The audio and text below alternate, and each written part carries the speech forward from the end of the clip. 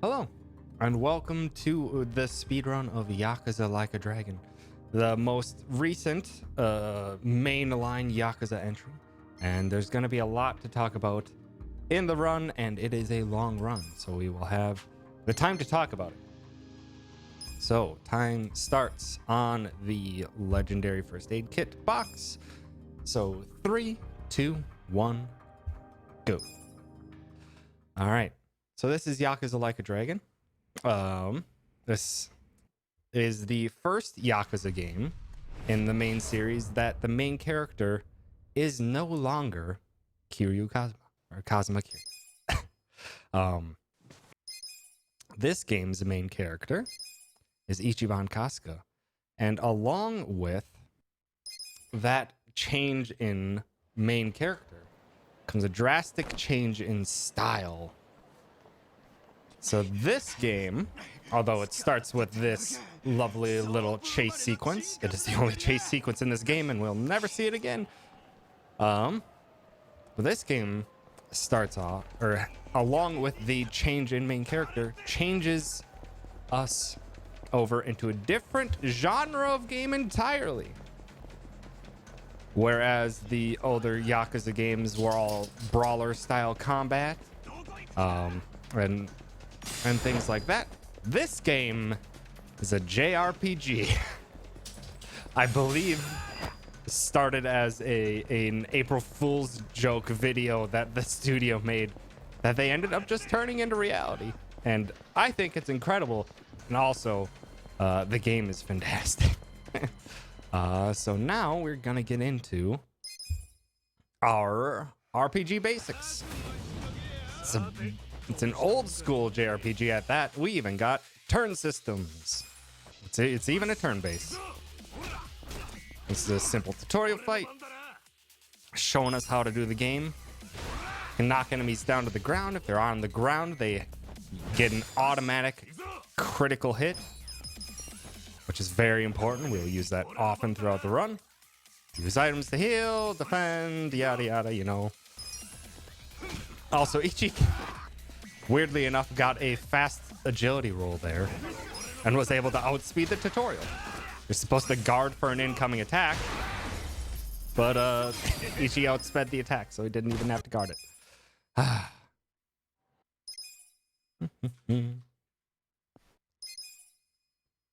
But now, equip. We got a skill, as any RPG has. So this game has some quick equip slots that we can put our abilities on. They save lots of time over the course of the run to just hit a button on the directional pad. So when we get important abilities, when we get a cluster of important abilities, we'll put those on for quick menu access. And now, introduced to another immediate system, this game also likes to be Persona a lot. So we get our own personality traits that we can increase throughout the course of the run.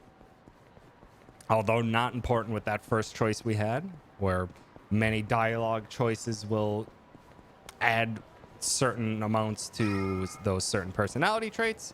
We only care about 2 of them in this run, and we only care about them until, or we don't care about them until basically chapter 5. So whenever prompted for something like that, we are just going to pick whatever's the fastest option until then.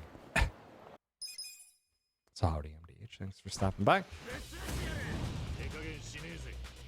Now we get into our next tutorial fight, teaching us of those fancy abilities we just got.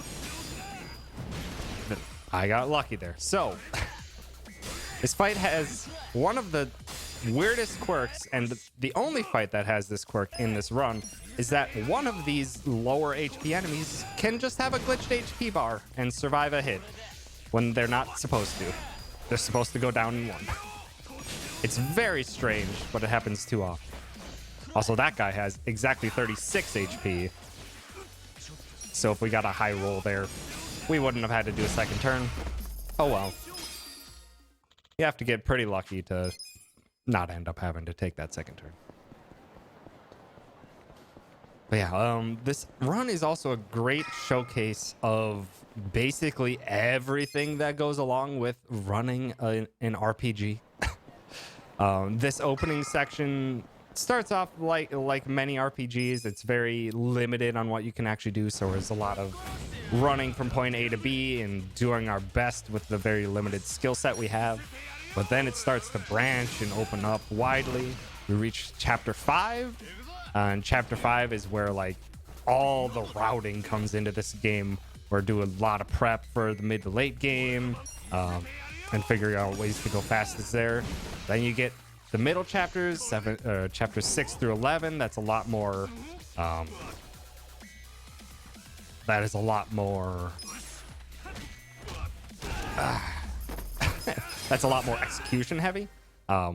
Because of all the work that we do in chapter 5 to become quite powerful. Those chapters are not that dangerous to us, so it's all about executing all the strategies as best as we can. And then we get to the rest of the game, chapter 12 on, where the game actually gets very difficult, where we start to really heavily see that we are underleveled. So the end game, late game boss fights are tough and need to be approached in quite a specific manner and need to pay attention to how the fights progress. Lots of great improvisation and adaptation in those later boss fights. It's just such a fantastic run to do. But now we get to the point where, as in, again, in other Yakuza games as well as in RPGs, we got random encounters that can spawn. We have ways that we can despawn them. Unfortunately, none were in that way, in the way to properly despawn that gen.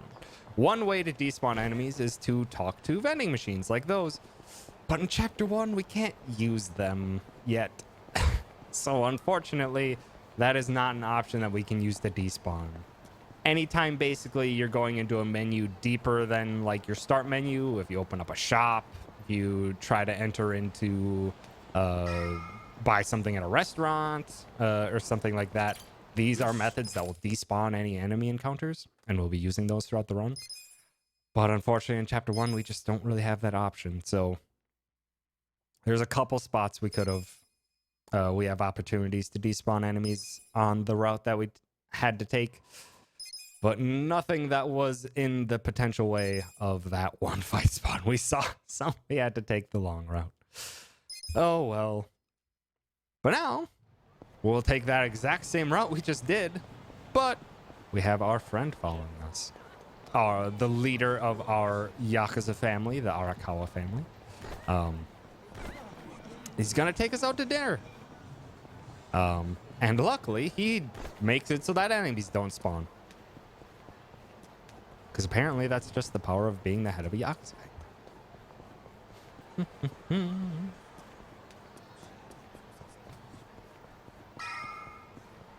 And now we got some more cutscenes before entering into another fight.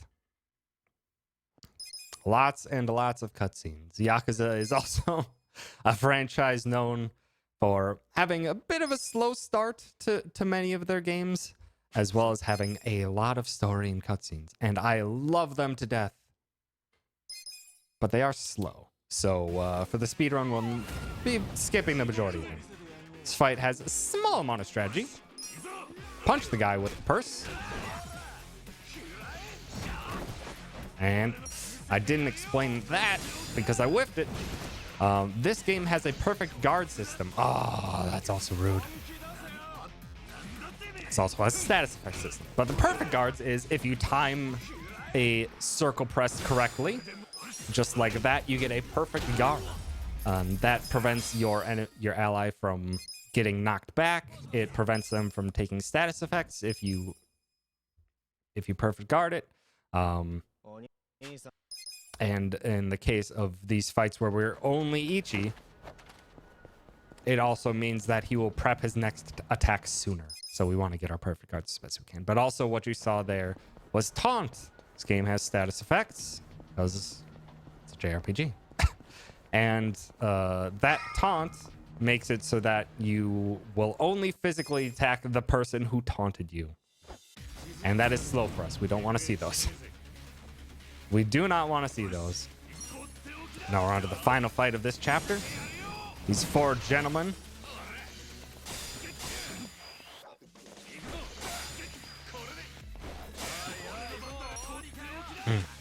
And also what I should talk about real quick while we're doing this relatively simple fight where we just... Again, we have one skill right now, so we'll use it and abuse it as best we can. Shoot, and I lost my train of thought. I lost what I was going to discuss. Hopefully I'll remember it soon. But yeah, these beginning fights were mostly, just going from point A to point B, getting stuff done as best we can with the limited move set.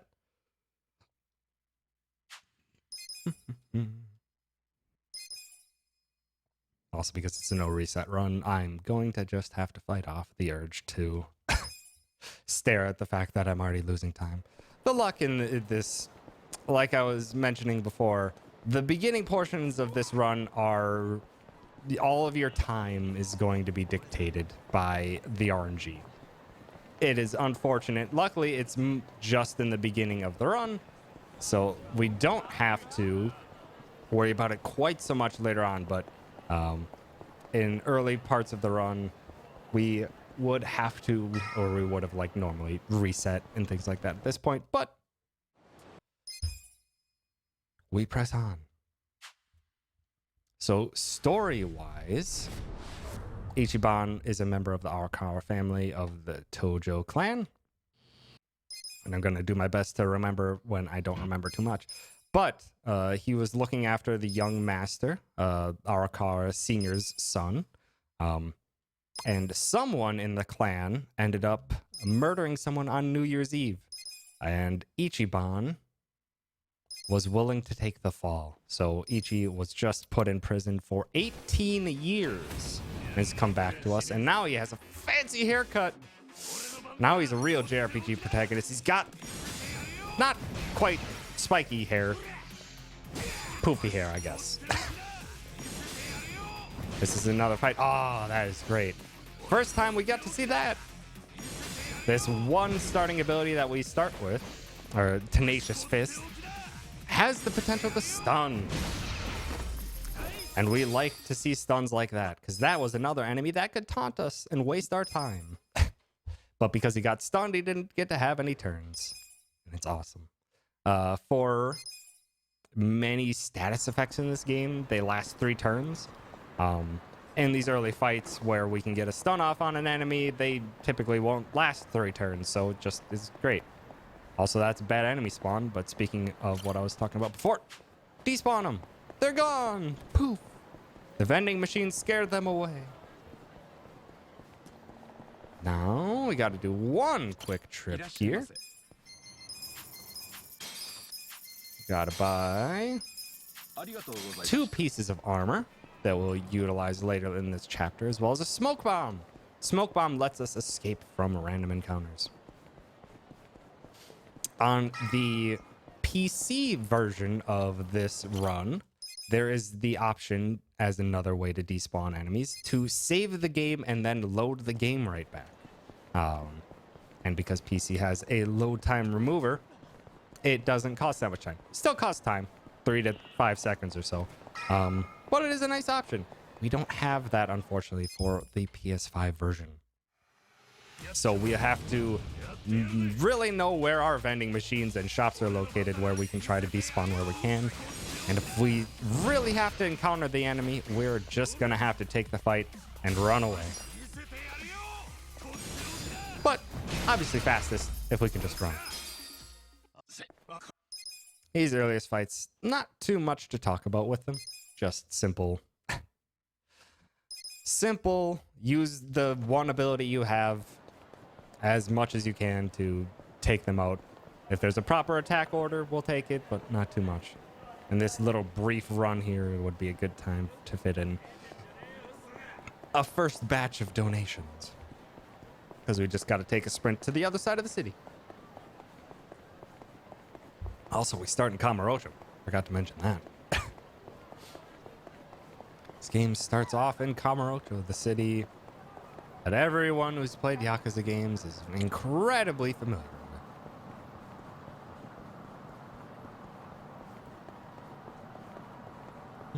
with.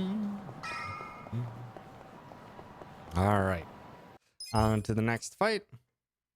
Again, going to use the ability Tenacious Fist as we have been. Need to do the correct targeting now. Oh yeah, that's what I was going to talk about. The targeting system. Oh boy, the targeting system. Won't come into play too much now, but this game has a good, I was going to say good targeting system, but that's not entirely correct.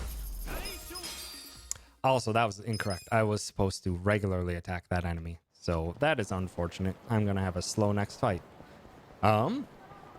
But the targeting system in this game works that wherever you're targeting on the screen, you have to try and change your target based on the direction that you want to go and how the screen is angled.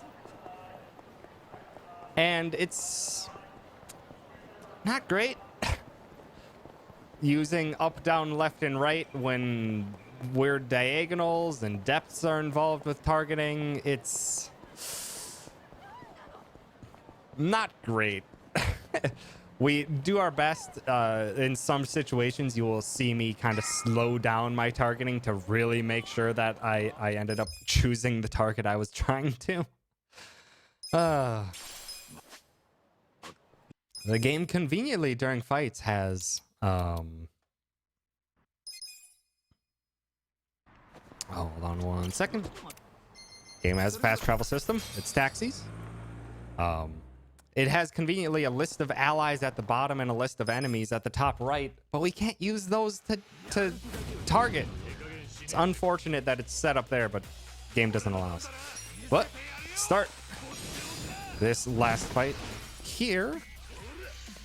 Keep saying last fight when it's not the last fight. I apologize for that. But this gentleman here, oh, that's a nice crit. Nice crit and stun. This gentleman has a move called Stare Down. And Stare Down. Oh boy, Stare Down. Stare Down causes fear. And fear prevents your ally from doing anything at all for 3 turns, just like a stun. It is not great when that happens. But also, we have an ally now. This is also something that typically has not happened with the Yakuza series before. We have allies that fight alongside us as permanent party members even. Not just there for certain set pieces. But unfortunately, Adachi is only here for this set piece, but he's going to be very useful to us for this set piece. So now we get to start into some nuances with running away. Running away in this game, as we're working our way through this small little dungeon. Running away is not dependent on any of your stats at all. Running away is entirely dependent on your character's ability to run in the opposite direction they're facing. They need to go a set distance in order to properly escape. So we're gonna be entering these fights because fights are slow and we don't want to take them if we don't have to. So we're going to be trying to enter these fights at specific angles so that we can run away from them as soon as we get our turn. And we took a quick detour there to pick up a hardball. That is a usable thrown item. That does about the equivalent of 2.5 of our Tenacious Fists. It is very useful for the boss fight coming up. That is unfortunate. I'm gonna use the smoke bomb. There's one small quirk with running away, in that the game can like erect in an invisible barrier around the arena to prevent like allies and enemies from running to weird spots where they might get stuck. But unfortunately, that invisible barricade also stops us from running away. So there will be times where we had plenty of space to run backwards, but the game says no. But we're now entering the part of this little set piece here where we have to fight. We can't run away from these ones anymore. So we're going to aim starting off with these level 6 enemies that have less HP than level 4, strangely enough. Also, these guards really like to kick shins, and it's really upsetting. Why would you kick someone in the shins like that? A thing that I had to audible there. So normally with this, we like to knock the enemy to the ground with Ichi. Then Adachi will follow up with an opportune attack while they're on the ground for a free critical hit. It is nice to have that happen. But if you're going in for a regular attack, if you're walking past another enemy, they have attacks of opportunity. So they can decide to kick your ally while they're walking past. Oh. They can kick your ally while they're walking past, and that stops their turn and also does damage to them.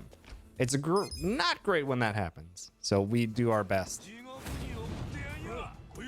But taking that into account, they do not do that if you're using an ability.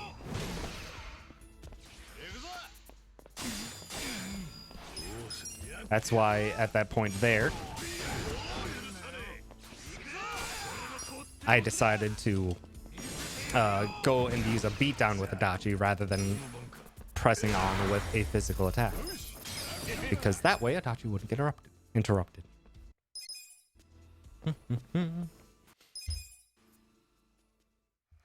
Alright. Ow. This fight we will target everyone except for the high HP enemy, because they all go down in one with an ability. So we'll take down 2 of them before I get a chance to do anything.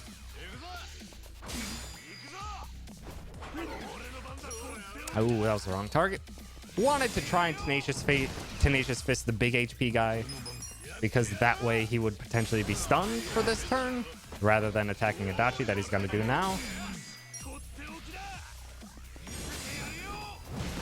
Oh, I got the stun anyway. That is nice. So now he doesn't get his final turn, and we'll just punch him to take him down.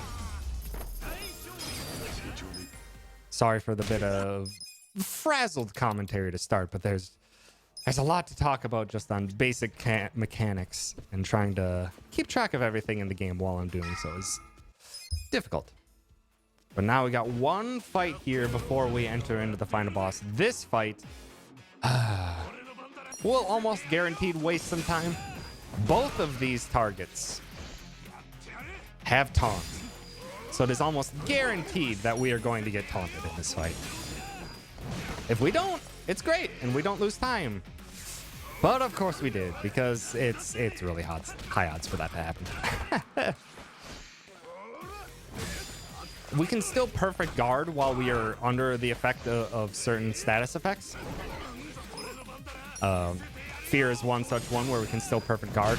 And a thing with mental supplements that I didn't run over is that mental status effects can be knocked out of you. If you hit an enemy that is stunned, they can get knocked out of that stun. So we pay attention to that. But also, we got the final boss of this chapter. Ooh, nice crit to start. Got Sarashiro here. Again, we still only have Tenacious Fist to really do damage. So we're just gonna use that as much as possible until basically we run out of MP. This is also why we got that hardball while we were on the path, because we will run out of MP in this fight.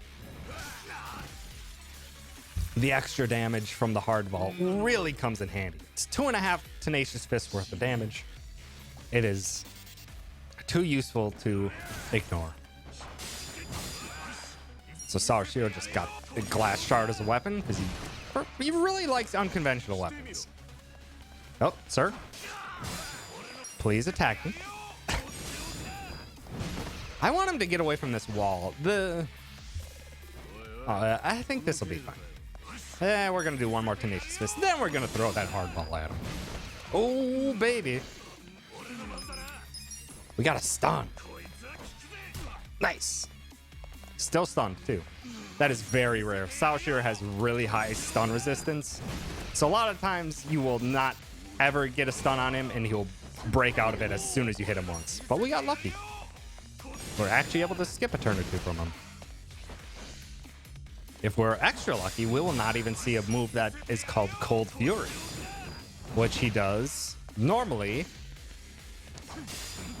But it looks like we're actually going to skip it because you can skip it with stun or proper damage. Oh my god, we actually skipped Cold Fury. Oh, and I'm on MP. We skipped Cold Fury. That's nice. All right. But on to chapter 3. Brief story recap of that chapter. Ichi got out of jail, trying to figure out what the heck he's supposed to do in trying to reconnect with his Yakuza family patriarch, Arakawa Sr. And we just saw him, not really, because I skipped the cutscene, but right after Sawashiro, though, we got to see him. And he greeted us with a gunshot to the chest. Not the friendliest of greetings after seeing him in 18 years. So yeah, we were shot in the chest and dumped and left for dead in not Kamurocho. We were dumped into Ijincho, and this is going to be the main map for this game. And we were dumped into basically the garbage, but conveniently this homeless camp here was actually able to get us resuscitated and back to working health. Nanba there, as we saw in the cutscenes, was a former nurse.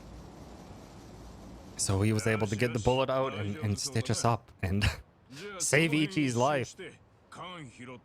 But yeah, being dumped in a completely foreign location with none of your belongings, we are quite literally homeless.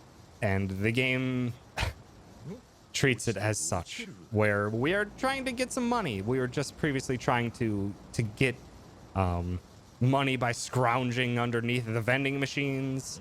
And now, because Yakuza games have to have many strange mini games, we've got a can collecting mini game that is ostensibly Pac-Man. And we cannot skip it. So we have to progress through this. Partway through this next text box, we can begin pedaling. Let's progress on to the end. And then we got to do the minigame itself. All right.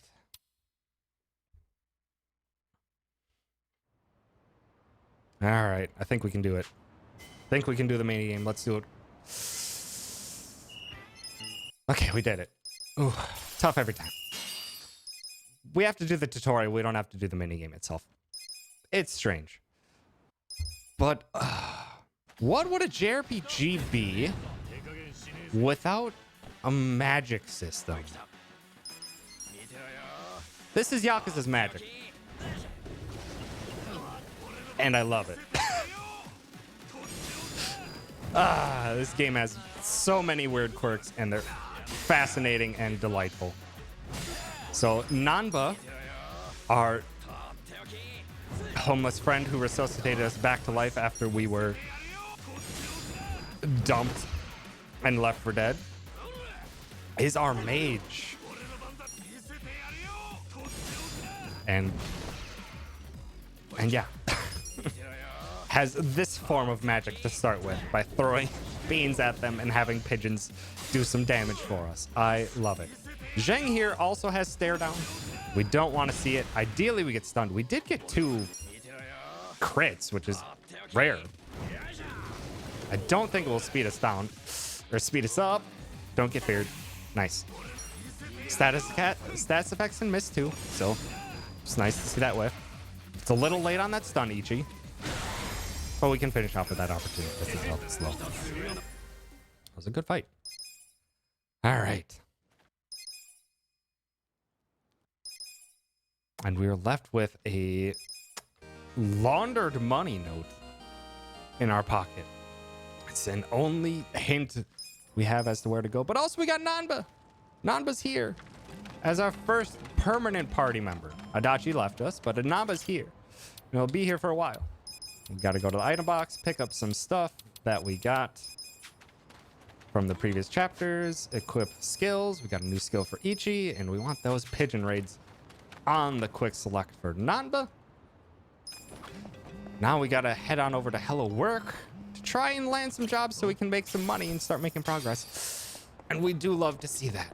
So we have had about 670 yen or so. We need about 730 to use a taxi so that we can fast travel. But there's no really easy way to get money, so we just roll the dice and try to pick up some money by the vending machines.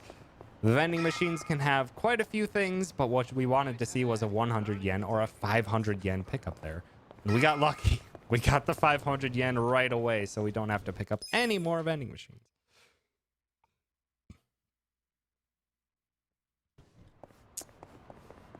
But we got to do some running here. Like I said, this game has fast travel systems and has a fast travel system in these taxis. But the taxis don't appear on the menu to fast travel unless you interact with them. So we are going to do some running to pick up some taxis that we'll use later on in the run. And we'll pick them up right now as we're as close as we possibly can be. And now would be another great time for donations because we're just running up to the next one. Love the fast travel costing money, even if it's a small amount. Yeah. It is neat, and it also works incredibly well with this game's themes, especially early on, where we don't have anything. We have no money. We had to literally scrounge to get enough money to use these taxis.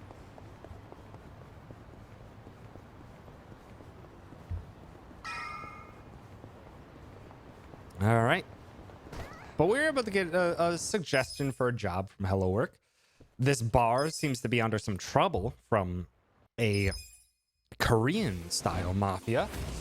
And this jerk is trying to get some hustle in. This guy has one weakness. It's the same weakness, I don't know, every person has. It's pigeons. Are you kidding me? What would you do against that? What would you do against a horde of pigeons?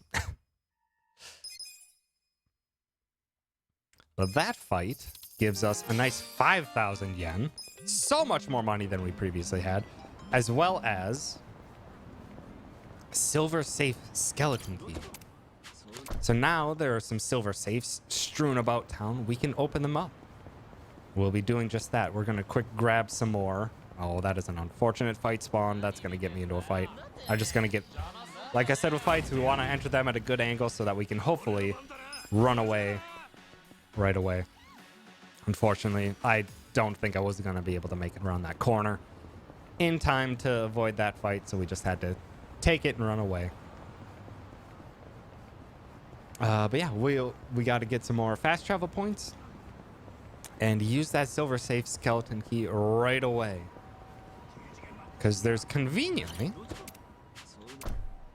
not right here, gonna grab that taxi right back here. There are 3 silver saves right next to each other that have some pretty nice early game weapons for our first 3 party members.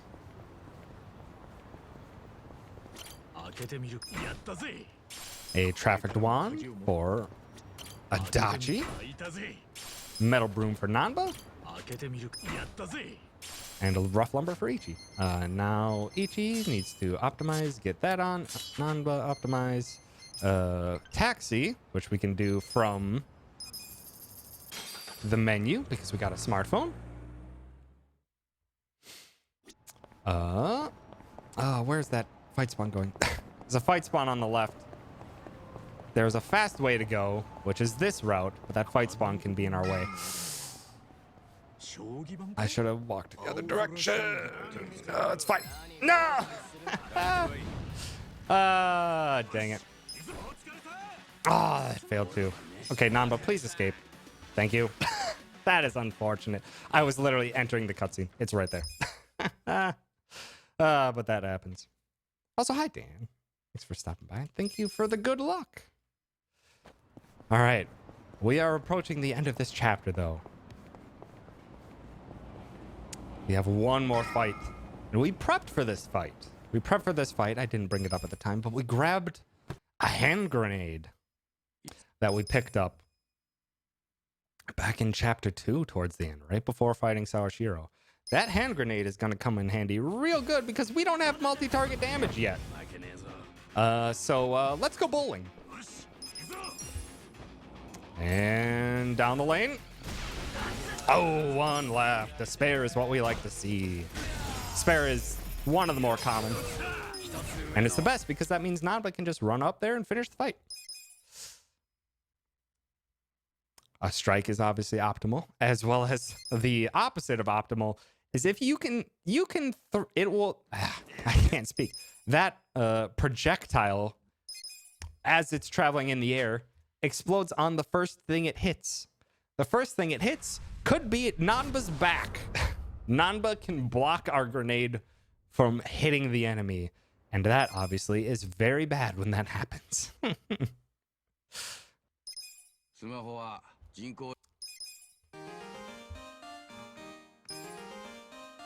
But also we're on to a new chapter and Adachi was able to track us down. We gotta equip that weapon we got on him right away. But now Ichi's gonna spot something over to the side here. He's gonna notice a bat sticking out of the cement. That's strange. But he pulled it out like Excalibur, and now Ichi's changed jobs. Because yes, this game even has a job system. And it's great. We can't change our jobs yet, but Ichi has changed jobs, and now he has a new ability called Mega Swing. For some good AoE damage. Oh, there was a line up there that I could have used the Adachi ability to hit 2, but I wasn't paying close enough attention. That's okay. Pigeon right onto the higher HP enemy to take him out. And a take team. Finish off that guy. And now the game actually does an explanation of why some enemies start looking different throughout the run. Ichi's imagination starts running wild. I need to shortcut my skills. Forgot to do that. Skills, we want Mega Swing, Bat Buster, Nanba wants Gnarly Breath, Pyro Belch. Adachi wants Reckless Charge and Beatdown. Alright, and on to the next fight. So yeah, Ichi's imagination runs wild. That's why enemies can change their appearance at the beginning of battles. Why sometimes our allies can be seen to change appearance as well. I'm gonna take down these two back enemies before they get a turn to do anything. It is also why this game has a battle system the way it has. Game has this turn-based JRPG battle system because Ichi is a huge fan of Dragon Quest, and this is how he imagines the fights happening. So that's the explanation for how this game plays like a JRPG, and it's fantastic. Back to hell work. We still need to make some money. Adachi was a former detective and a police officer, but he got dishonorably discharged due to some circumstances, and he can't exactly help us on the money front either, so we still need some money. This was not the proper turn order. All right. Nanba has that ability we saw in the last fight, Pyro Belch. It has one quirk to it, in that the enemy, if they are in the process of standing up, they will be knocked back by it. And if they're knocked back by it, that means they won't get hit by the full extent of the damage. And that's not great. Also, I forgot to pay attention. There's an item drop that we can get, or that we need. And that fight can drop one. We need odd stones. But now this game is also introducing us to, i.e., the Pokemon style system. The Sujimon. The Sujidex. There is a nice dex of all the enemy types that we see in this game. And this is introducing some elemental type differences. Ooh, nice high damage. That usually doesn't kill. But we bring the blue guy to the front because he has the most damage, or he has the most HP. And so we can multi-hit the targets by targeting behind them. Okay, but yeah, we need an odd stone for later in the run, and I needed to pay attention to see if we got one from one of those fights. It is a high drop rate chance from 3 fights before we need one. But it's nice to pay attention to see if we actually got it on time. That's Bleach Japan that you saw there briefly. They are one of the opponents to us throughout this run and throughout this game. They're not going to be too much of a problem yet, but they will be a problem later.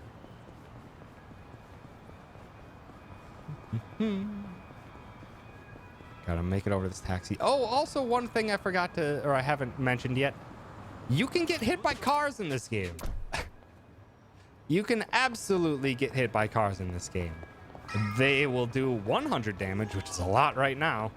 And they will also make EG stunned on the floor for about 10 seconds. We don't want to get hit by cars. All right. Got another fight ahead of us here. How unfortunate that Ichi went first.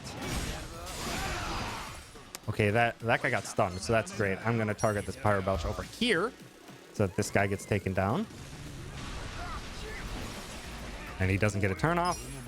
Adachi wouldn't be able to kill this guy. And I'm going to finish the pigeon.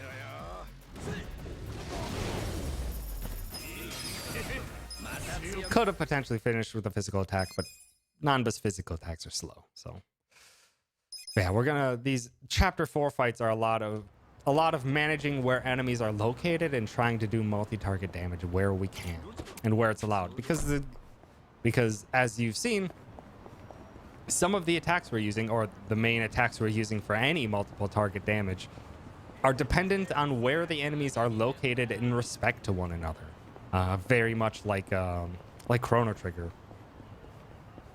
And I think it's really neat, and it's awesome to have their movements be a part of your decision making, even if their movements are sometimes very strange and sometimes inopportune for the run.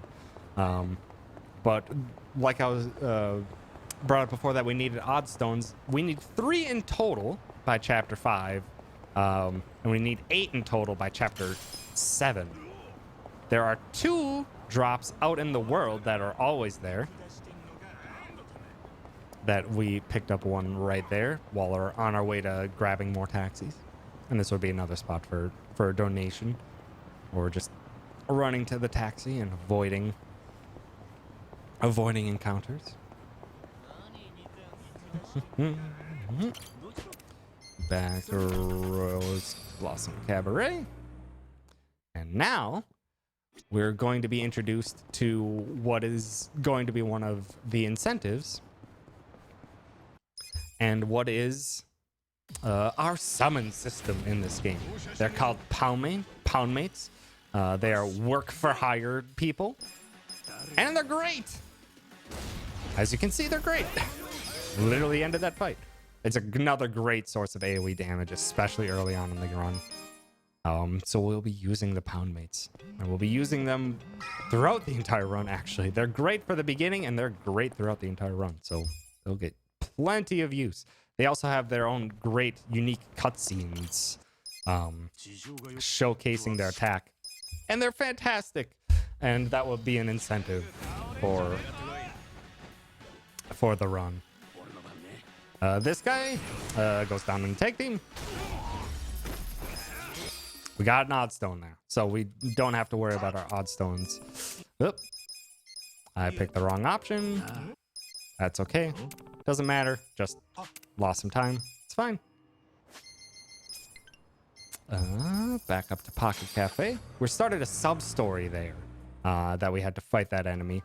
This sub-story gets us another pound mate that we'll use later on, but also nets us a nice early 20,000 yen. which is very nice because Gary Buster Holmes, the first pound mate that we got, costs 10,000 yen to use. And like I said, we are homeless and we don't have any money. So we need early access to money as much as we can. Money is very tightly routed up until chapter 6. But now we got some jobs. There's some Yakuza that are have infiltrated a retirement home. And we're trying to get close to them. And conveniently, this cutscene puts us right outside of where the sub-story needs to continue. Don't worry about what these gentlemen are up to. It's fine. This is Gondawara. And one of the pound mates. Nice that these guys are grouped. Waited a little bit to let Gondawara get up. And it's lined up so that guy on the right will also take the hit. This is great. And a beatdown, finish fight. Great. Great fight. And I think there was another option in there, so it's great. Ichi needs some get-rich-quick schemes. If only. If only we had some of those. We do later on in the run. But not right now. We got our summon there, as well as our 20,000 yen that we'll be using for some early game summon usages. But now we are off to Survive Bar. This is our base of operations for our group for the run. And this is also where we are introduced to the drink lick system, which is basically your persona style bond levels. And these bond conversations have dialogue options that give certain personality traits, and we actually have to pick specific ones this time. We need 2 personality traits, charisma and style, that need to be at level 3 by the end of chapter 5. So we specifically picked the square option there for Adachi, so that it gets us some charisma, and we will be utilizing that later as well. And we are off to Sunlight Castle.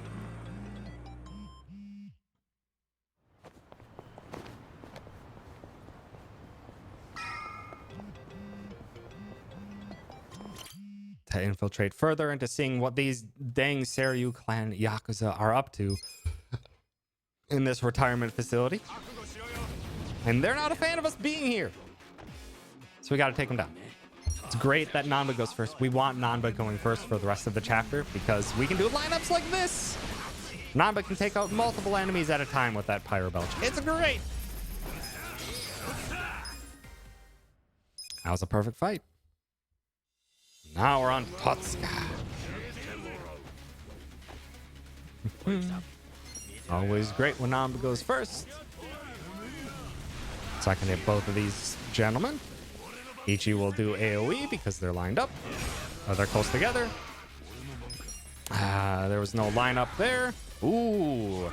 So you'll notice that the crits are nice and yellow. But that crit specifically had a red outline to it. That means that critted. It's not something too common that we see. But your crits can crit on top of it for extra damage. And that's actually what happened there. And it was great because that actually finished off that enemy when I don't think Adachi should have been able to finish him off. Really convenient there. All right. We saved a little bit of MP there for Ichi for this next fight. But now we're going to infiltrate the Seiryu clan's HQ.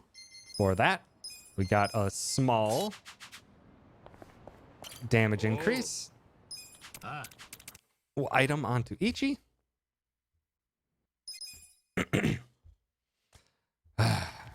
And as with walking headfirst into a Yakuza clan's HQ, they're also not happy about us being there. So we're going to pigeon raid this main gentleman. Summon Gary Buster Holmes to hopefully stun everyone. That is not a good stun spread. Luckily, we took down the one that wasn't stunned with the Dachi quick there. I'm going to take Pigeon over onto this guy because he's separate from the other two. Because otherwise I would have liked to just have Ichi Mega Swing both these gentlemen down. Like that. Finish that fight quickly. Also, howdy Will, howdy Chemist. Thanks for stopping by. And thank you for the good luck. Now we got our other odd stone drop here. And we need to grab before we progress.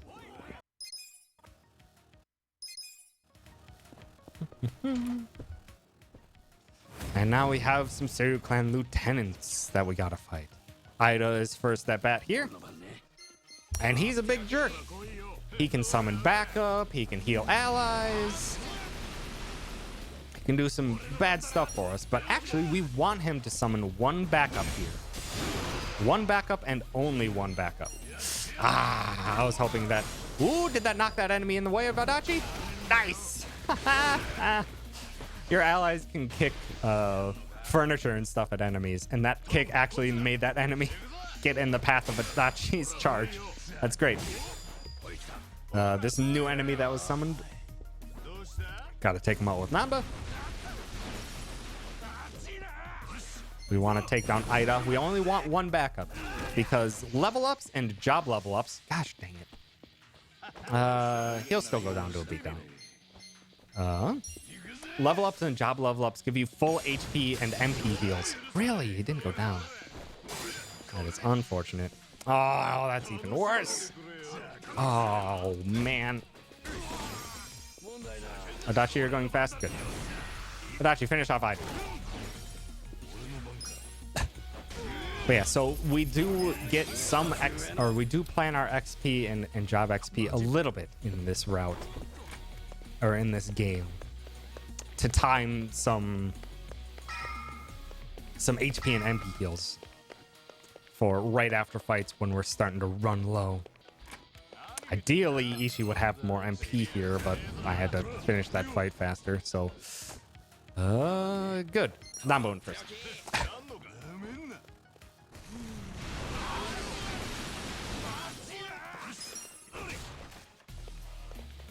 Oh, also each...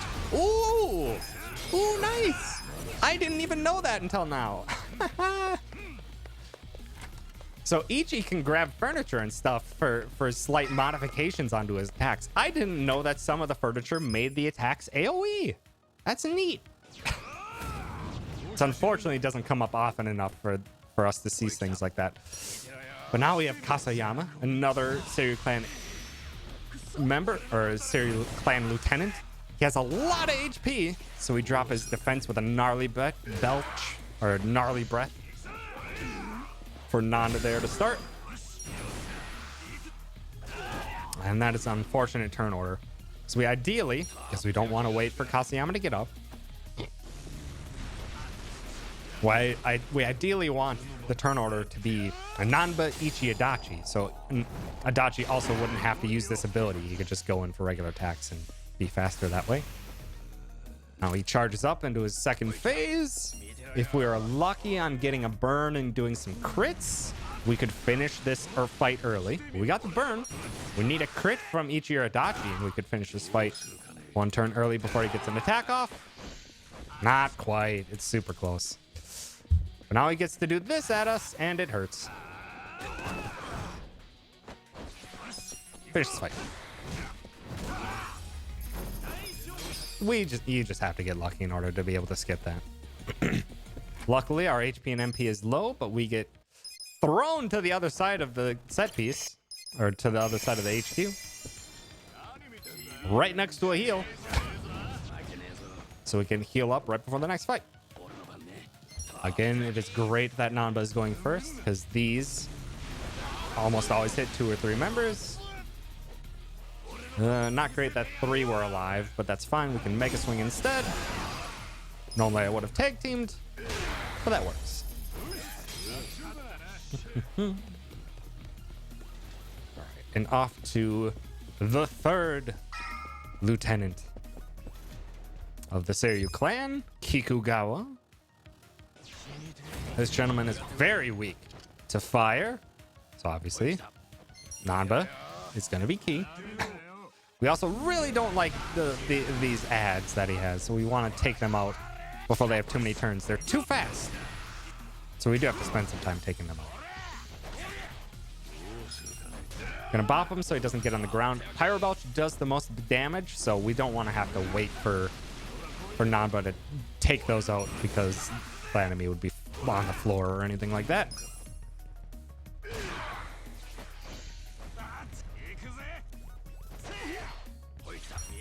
And Kyuga should be done. Okay.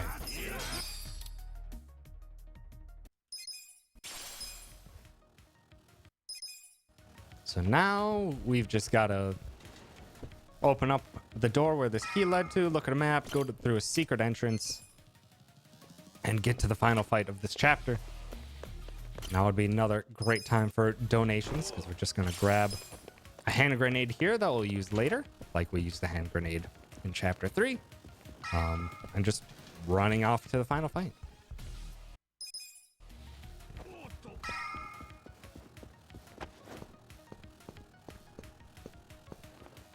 Also, just a random side note: this game's music is fantastic.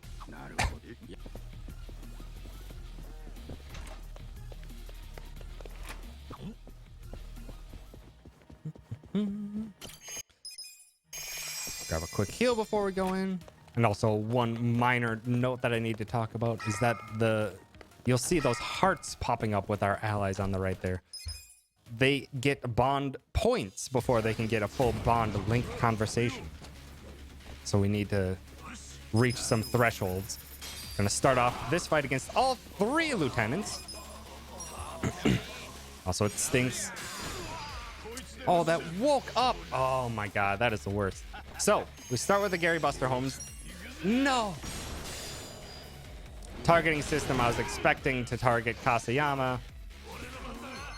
We need to take down Ida. This probably won't kill. This is a really bad fight. Ideally, yeah, this is a bad fight. Targeting system messed me up there. I was expecting it to target Kasayama, not Ida. Okay, we're gonna make a swing all 3 here. This is really not great. Kikugawa is gonna get up. We need to Pyro Belch him. But yeah, we are against all 3 lieutenants here.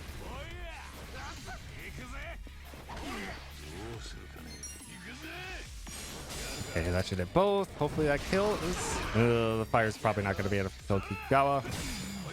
Gonna start Pyro Belch anyway. I'm gonna just rely on that. I'm just gonna rely on the fire to kill Kikugawa. Please kill. Dang it.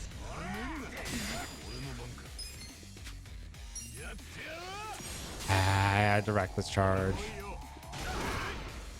I think Kikugawa was gonna stop us there. Also, Kasayama can taunt. He picked the target we do want him to taunt, actually. We wanted him to taunt Adachi, because Adachi, we just want to attack for opportune strikes. Kikugawa now goes down to the fire, so Adachi can go in for opportune. Okay. All things considered, this was a really weird fight, but didn't go that bad. We're out of MP on Ichi now, so we get the Bat Buster, but luckily you didn't guard it. We tend to want to use abilities on Kasayama because he guards attacks from the front. But he can't guard most abilities, so it is great to not have to have those abilities blocked. But that was the last fight of this chapter. We just got to do one last trip to a taxi that we're close by, and then close it out. So this will be another great time for some donations. As well as a good time to catch my breath and drink some water. There's a lot to talk about in this run.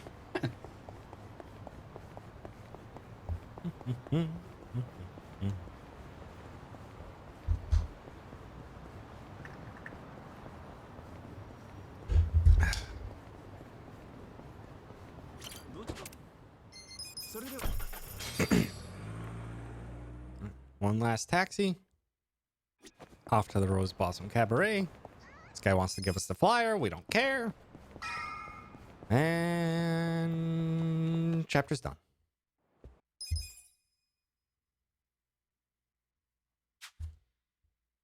All right. On to chapter 5. We got a little bit more early game fighting / RNG luck in this chapter, but then we get to the next phase of this run, which is the routing heavy section of the run.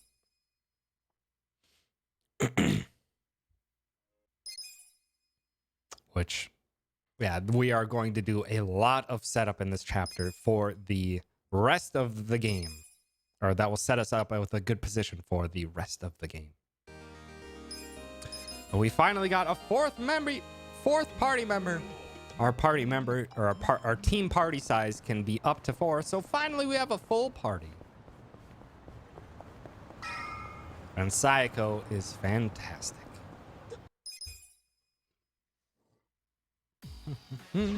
Got some fights that we got away, some thugs messing with some guy's business.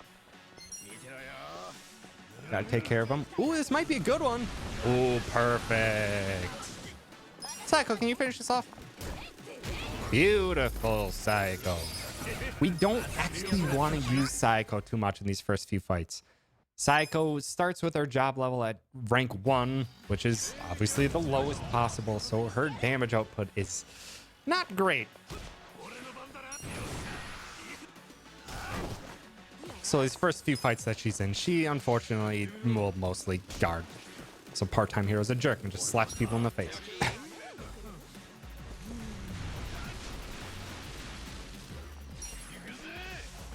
This is also an enemy that can guard attacks from the front, so we gotta use abilities when we can.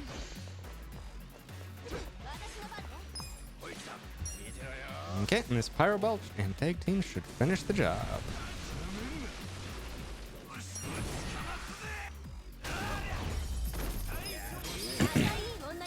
And fighting part-time hero unlocks a bunch of side content that we can do, as well as the completion style content of this game, where you do certain amount of certain tasks and stuff like that, and you'll gain some bonuses.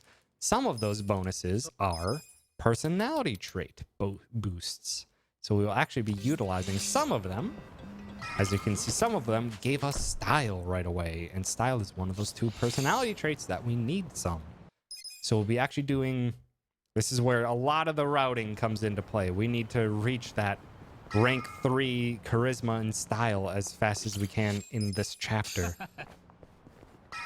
And some of that routing is going to be, or is in these small tasks that we complete while we're just running along the main quest. So it's a lot of interesting routing. One big fight here. We're asking some information on the Chinese mafia. Obviously, they weren't a fan of us asking so many questions.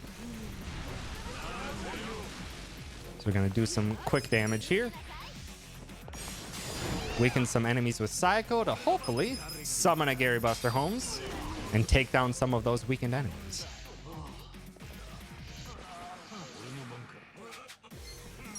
I think those 2 line up, so Reckless Charge should hit them both. Beautiful. Sayako can finish off the other. Pigeon should finish off Guo. Clobber Beg to finish off this gentleman. And to take him to take down.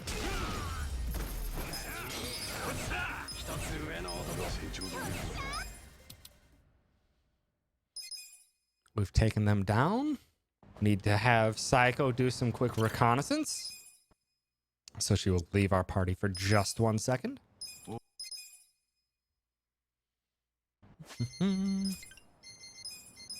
Back to Hello Work. And where the game... This is where... The Chapter 5 is where the game really opens up. Dramatically opens up. And one of the new additions, as the many that I'll run through as we go through this chapter, is the blacksmith. Also, as you saw there was a little side conversation. Those side conversations can boost your bond points with party members to get them up to where they can have their next bond conversation. So we took that conversation to get Nanba up to his next, so that we can do Nanba's bonding conversation later. All right, we did that. Now we've got to go get Saiko back. But unfortunately, someone is in the way of getting us getting Saiko back. It's Zheng again. He's still a jerk. Now he has a worse version of stare down if he wants to use it. I should have discarded. It's fine. I want to take out as many of these ads as possible. Nice kick, Ichi. Beautiful, actually. That defensive stance from Zheng is mostly useless because it won't defend himself that much against these kinds of attacks. And because we don't want him to do some nonsense, I'm actually going to beat him down to taunt him. He's probably going to get knocked out of this taunt. But it's nice to have it when we do, because we didn't want to see that. Liu Meng's glare. Shoot, I didn't mean to beat down. I didn't want to taunt him right now. That is my bad. Liu Meng's glare is a full party fear. And it is not great when that happens. And then another stare down. He's already feared, Zheng. He's already feared. Oh, nice kick down. That actually got the opportunity to finish. Nice. Dang it, Zheng. Never like seeing that ability. We don't want people to be feared. It wastes time. All right. Well, with that, now begins the routing. So now we're going to start be doing a lot of seemingly pretty random things in order to get ourselves set up for the rest of the run. This is where the game completely opens up. And part of that opening up is that we can get new pound mates. We can get a bunch of other side content that we can do. But also what it gets us is a full suite of jobs. We can finally change our party members' jobs. And the job system is fantastic and fun, and they're actual jobs. It's great, and we'll use it right away to change one person's job, and as well as another incentive that I can have, which is to select the costume choice. We're going to change Saiko to the hostess. She's going to be Song-hee today.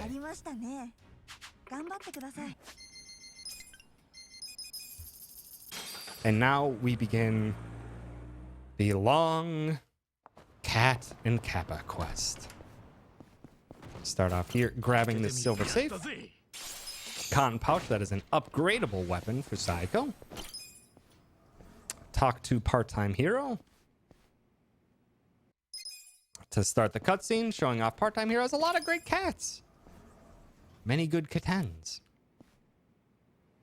But we open up the door and, oops, the cats escaped. So we gotta find them. And the reward for finding cats, the first 9 cats, is a cool 1 million yen. Money is incredibly tight in this game early on, and then there's the option to immediately get a 1 million yen reward. And then that unlocks a second cat quest, which gets us another 1 million yen reward, as well as an incredible pound mate that we'll use for the entire run. As well as there's these Kappa statues that are hidden throughout the world that also are part of another part-time hero quest, and that will net us a cool 2 million yen when we finally complete those. So that is going to be our main boost of money throughout this run. And also, while we're doing another cat here, I should probably give a big shout out to Metza. Metza is another speedrunner and was one of the, well, is the majority of the run and this route was all Metza's doing. They did a massive amount of the routing on this run. I only came in about 6 months ago and did some optimizations and changes that dropped the run by about 10 minutes. But all of this initial groundwork, or a massive amount of this initial groundwork, was done by Metza, so I need to give credit where credit is due. But now to progress the story and get some more cats, gotta run to the station. We're gonna grab a taxi first to set up for fast travel later. And this story cutscene will put us from this side of the Jinai station to the other side of the Jinai station, which conveniently puts us next to some other stuff that we gotta do. Namely, we don't have that million yen yet, so we still need a little bit of money. Conveniently, after our shot in Chapter 2, all of our money got put in an ATM account. No idea who could have done that, but it's really convenient for us. So we take that little bit of money out of the ATM because we desperately need it. Go over here. There is a Kappa statue. You can tell if you got it if there's a cutscene that you can skip. Also, if you listen closely, you can hear Kitten maybe. Maybe. Wow, this Kitten's usually very loud. Decided not to speak up today. That's okay, Kitten. We all have quiet days. One more quick cat before we progress forward with the story a little bit. And we've timed out some of these. Oh, there's that Kitten. Wow. Timed out some of these where the enemies are less likely to spawn and we don't have to deal with them. All right, skills. Psycho puts on Sparkling Cannon. Gear puts on that new cotton pouch that we got her. And up to Rose Blossom Cabaret to progress the story. So now we saw Bleach Japan giving us trouble outside of this cabaret, or outside of this place earlier, and they're back. And this time they mean business. So we actually have to take care of them. We only care about 2 of them in this first phase. Those 2 with the bats, because Gary will take down the other 2. Only one of them is stunned, so we got to take down the one who isn't.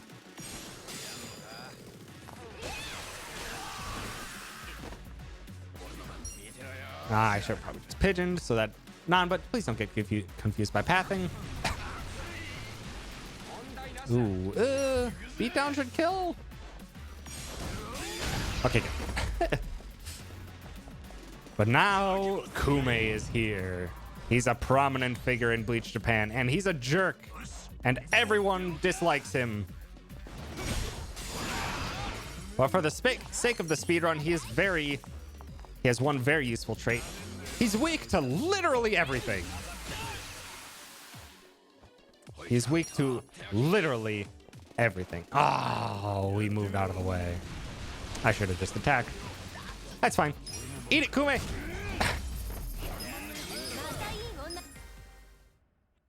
And now that Bleach Japan has been dealt with, we get to be introduced to a lovely new figure. This is Eri. Eri is one major contributor to this run. But first, she has a business that's not doing so hot, so we need to help her out a little bit. And this introduces us to the business minigame. Business minigames have been a part of some other Yakuza titles. This game also has one. It's also tied to Eri. Eri, who is an optional party member, actually. And as much as she's optional to ever get her in the run, or get her in this game, she's too useful in the speedrun. She is one of our most prominent damage dealers in this run. Downside, though, is that we do have to play the business game long enough. Oops. We do have to play the business minigame long enough in order to unlock her. So first, we gotta sort all of our team members on roles that they're best suited for. Fire some employees that weren't doing so great. 2, 3, 1, 2. And upgrade our facilities so that they can be more profitable and head on into the business. And that's all the upgrades we need for this entire business section. We won't be doing any other business. You can purchase other businesses, upgrade them, get other different employees and stuff like that. We'll get some more employees. But in terms of businesses, that's all we need. That is all we need, is those upgrades. And that is enough to push us far enough into the business minigame to unlock Airy, and as fast as a way as we know how. But the game kicks us out of the business minigame. This is the point where we could go and finish the chapter right now. We could progress the story, end this chapter, and move on. But we wouldn't be able to do it fast. So we need to do a lot more things first. And one of those things first is we still got cats to get. We still got to do the rest of the business minigame because we're not quite at unlocking Airy yet. So it's unfortunate that that fight spawn is later. Because at this point, up until we reach the end of the chapter fights,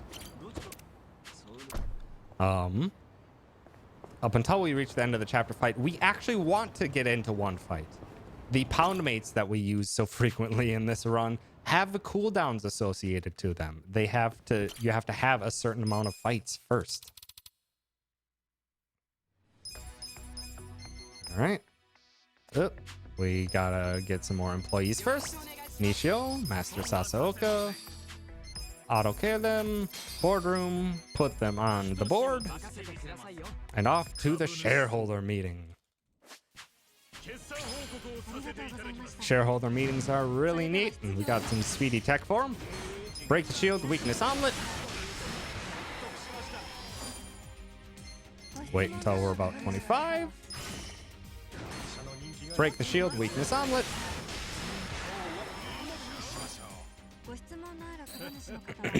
And we wait for our special ability. Our special shareholder ability is we apologize. We go in, break shield omelet, Nishio.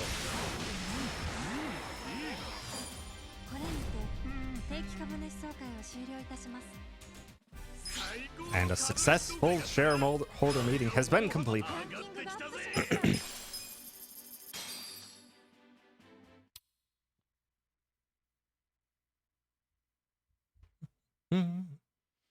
But now we can just keep doing the business for basically as long as we want. You could go to all the way to rank 1 right now if you really wanted to.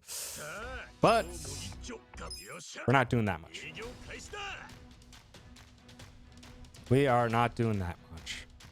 But we will be doing the business minigame until we reach rank 100, because at rank 100, that is when Airy is officially locked as an optional party member for us. And again, optional for the run is in big quotes. I believe the last known run that was routed with without Airy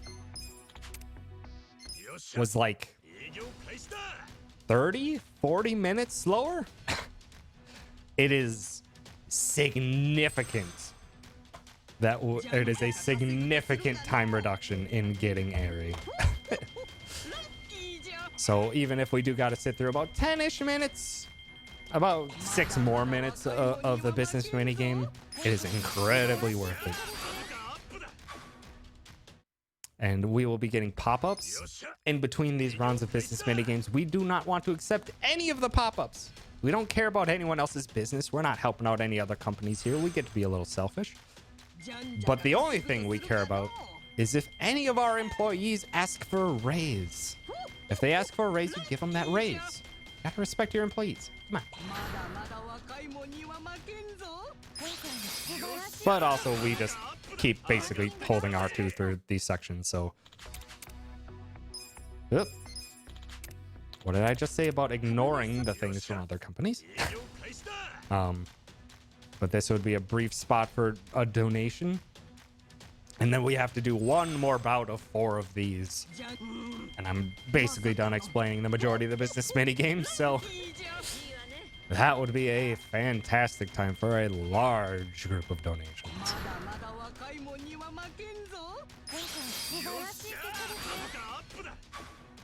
But before then, we got another shareholder meeting that we got to do.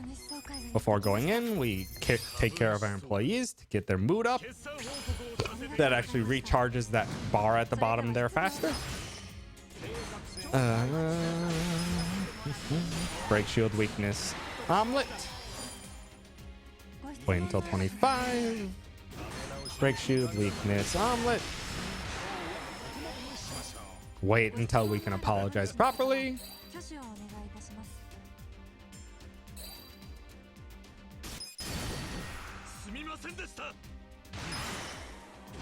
Break shield. Omelet Nishio. And we're done. It was the exact same strats as the first one. We have one more bout of running the business. One more bout of running the business, and then one final shareholder meeting that does have a different strategy to it. But until then, it's just going to be more of the same, so this would be another great time for donations. Like a good 2-3 minutes of donations.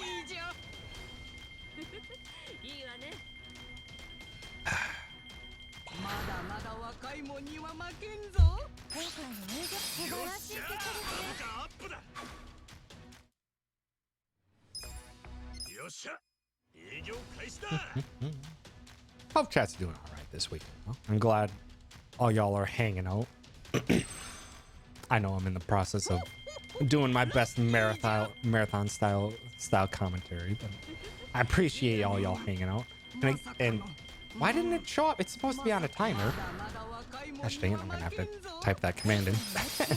But y'all are free to, especially in situations like this where I'm just like, yeah, this would be a good time for donations. Y'all can feel free to ask any questions that you have on the run or me getting into it. Thank you, MBH, for using the command. It's supposed to be on a timer. Moobot's being lazy today, I guess. But yeah, I appreciate y'all being here.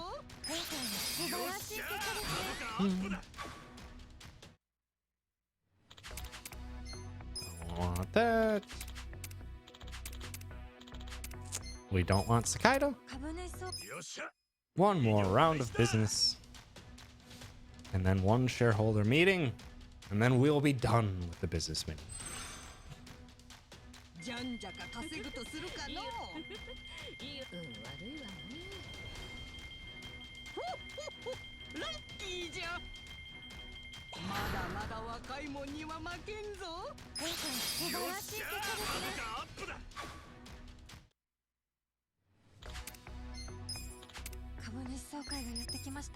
Make sure before we go into the final shareholder meeting that we boost up our employees as much as they can because we need it. We have different strats for here. Gotta go against Jessie. Use Tomei ×2 to take her down. Wait until we're about 25. Weakness, Nishio Tomei. This guy, we basically have to wait until he's just about to be on the offensive. Use our ability. Wait until we're about 25. Nishio Tomei to finish it off. And there we go. Business minigame complete. Rank 100 get. We also get a nice chunk of money here, and we'll be using that actually really soon. So now that the business minigame is over, we need to get back to our big Cat Kappa quest. We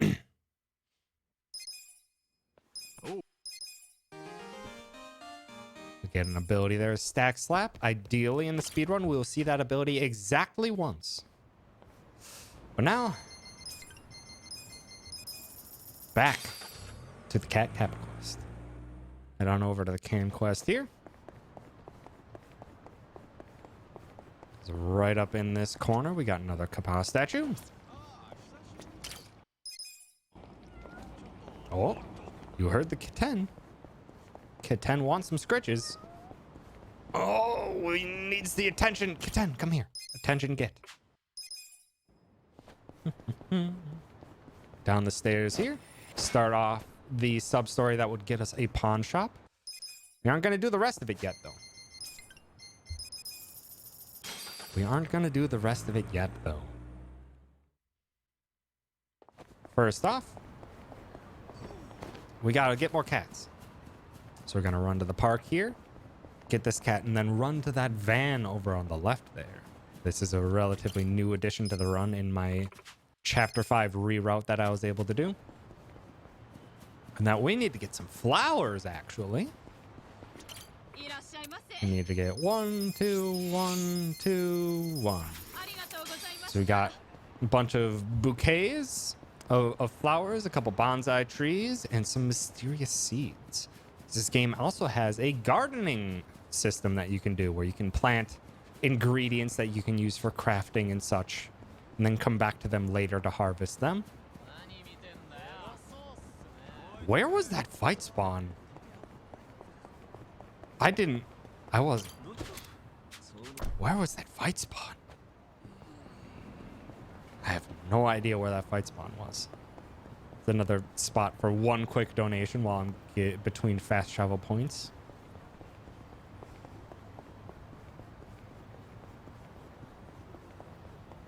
Again, we do want to eventually get into a fight spawn to refresh Gary Buster Homes, but we don't want fight spawns in this area. This area has higher level fight spawns, and if we don't successfully run away quickly, that could be bad. Ideally, we would still have the smoke bomb from all the way back in Chapter 2. We'd still be hanging on to that, and we could use that to try to escape. But unfortunately, we had to use it right away in Chapter 2, so... oh well. Got another cat there. Over to here for another Kappa statue.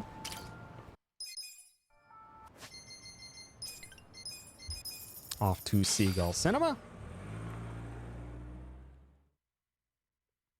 where we're going to do another shopping trip. Get some lovely healing capabilities. Sure, some of the few healing capabilities we'll have. Some paralysis poultices, mental supplements, first aid kits, plant stamina and spark, and 30 Semidyne Super X.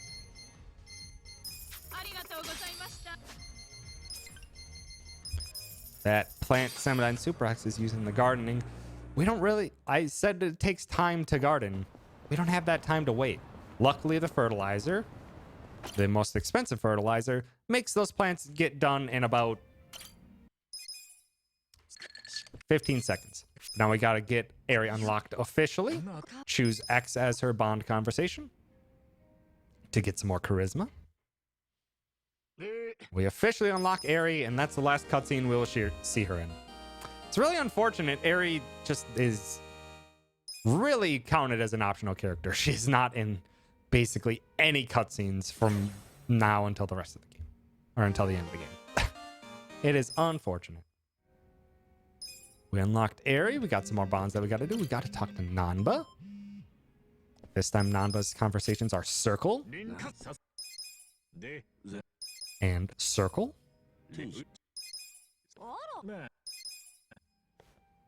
And now we have the only glitch in this run. There's only one that we really know about, and we actually use it. It wasn't in the run for a while, but now it is. Talk to Sayako, give her a bouquet of lilies, and we cutscene skip multiple times to trick the game into thinking that we gave her multiple bouquets. That's it. That's the only glitch. Circle also for Sayako. And that gets us all the charisma we need. We used to get our charisma by going and doing the vocational school, which is actual tests you can take. You can take actual tests in this game with various trivia and previous Yakuza knowledge and stuff like that. But we've routed that out of the run. Got to do some gardening, plant those mysterious seeds, use the fertilizer on them, and run to the final cat.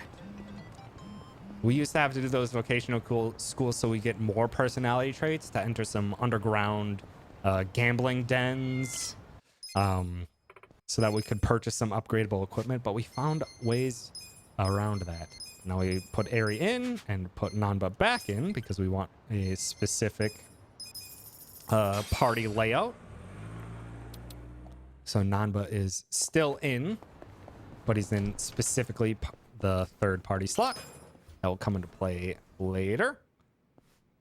But now we got all 9 of the first cats. Get the cutscene. Get our 1 million yen. And now Part-Time Hero tells us that there's a 10th cat. The most rambunctious of them all, named Robson. And we are gonna go grab him. And while we're on the way to grabbing him, we need to go shopping. We have a lot of things that we got to purchase. A lot of crafting materials. They're expensive. That entire 1 million yen that we just got, we're going to use all of it. So I need to focus here. We need 10 sturdy lumber, 24 quality, 18 high quality, 5 ragged cloths, 18 thick cloths, 23 beautiful cloths, metal wire 15, dirty iron 43, sturdy iron 51, refined iron 45, cloudy pane 22, clear plain pane 36, 34 immaculate, 27 tempered, sturdy plastic needs 15, dull aluminum 23, gleaming aluminum 9, thick hide 13, 20, 8, and 2. Right truck, hold on, before we shop. Kappa statue. Then we shop for ingredients. 38 daikon. 11 tomato. 61 hot peppers. I like it spicy. 50 potatoes. 53 onion. 72 garlic. Sounds like many of the meals many people I know eat. Way too much garlic. 7 mushrooms and 13 carrots. That is all the purchasing we got to do. Run quick over to here. Grab Robson.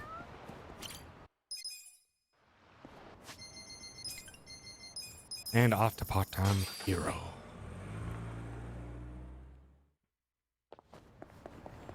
So we got Robson. We got to return him to his owner. Get our million yen, as well as get our most powerful pound, or one of the most powerful pound mates in the game, and it is Robson. Robson is one of our most powerful pound mates. That kitten does work. One more bit of routing to do here. Bar district. We gotta make some bento boxes. We grab the mysterious fruit that we got from the mysterious seeds that we planted. Make some bento boxes. 1 mishmash, 2 packed, 10 chilled noodles. We use these to complete some part-time hero quests, as well as these ones that we're getting 10 of are our healing items. They're full party healing items. They're basically some of the few healing items that we ever get in this run. We get the rest of those boxes to turn in later. We go to West Hamakita Park.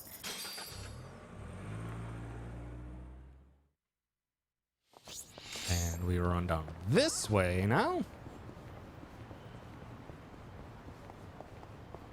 over to these vending machines. Stop by the red vending machine. Purchase muscle sodas for attack buffs. Kiwami drinks for experience boosts. A mineral water that we'll use in chapter 7. And the upgradable weapon for the class that Ichi will be changing to, the table sparkler.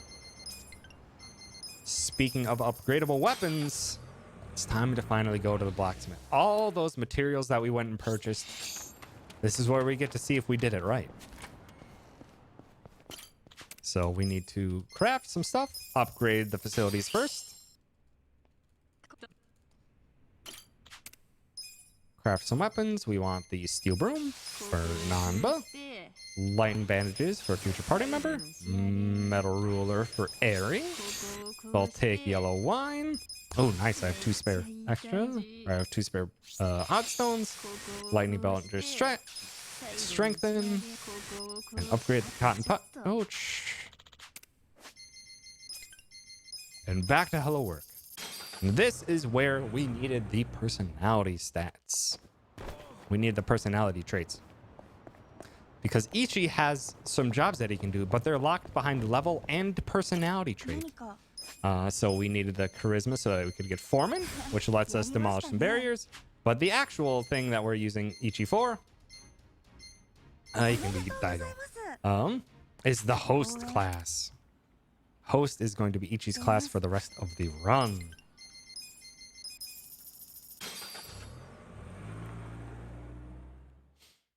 Now we gotta do a little bit more things, and then we'll finally continue on with this story.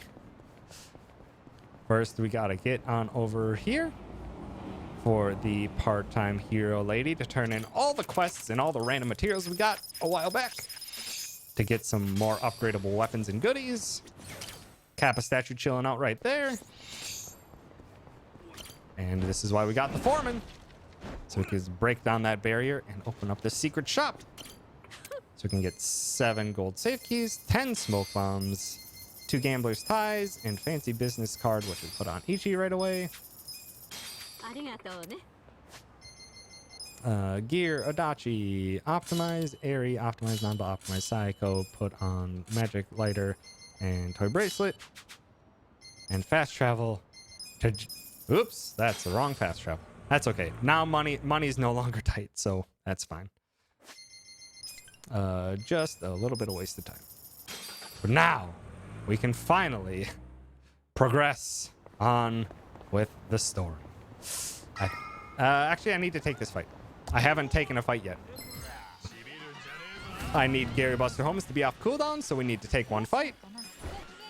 And we took our fight. And now we progress on with the run. Finally. And Swift Entropy, thank you for the follow, and thank you for the good luck. Eri needs to reach a certain level threshold by the end of the next chapter. So we need to boost her up. Heck, why did that go through? That alert wasn't supposed to go off. It's fine. We Gary Buster Holmes to stun here. We have to wait to get a proper order for the next phase. We roll and kick to take him out.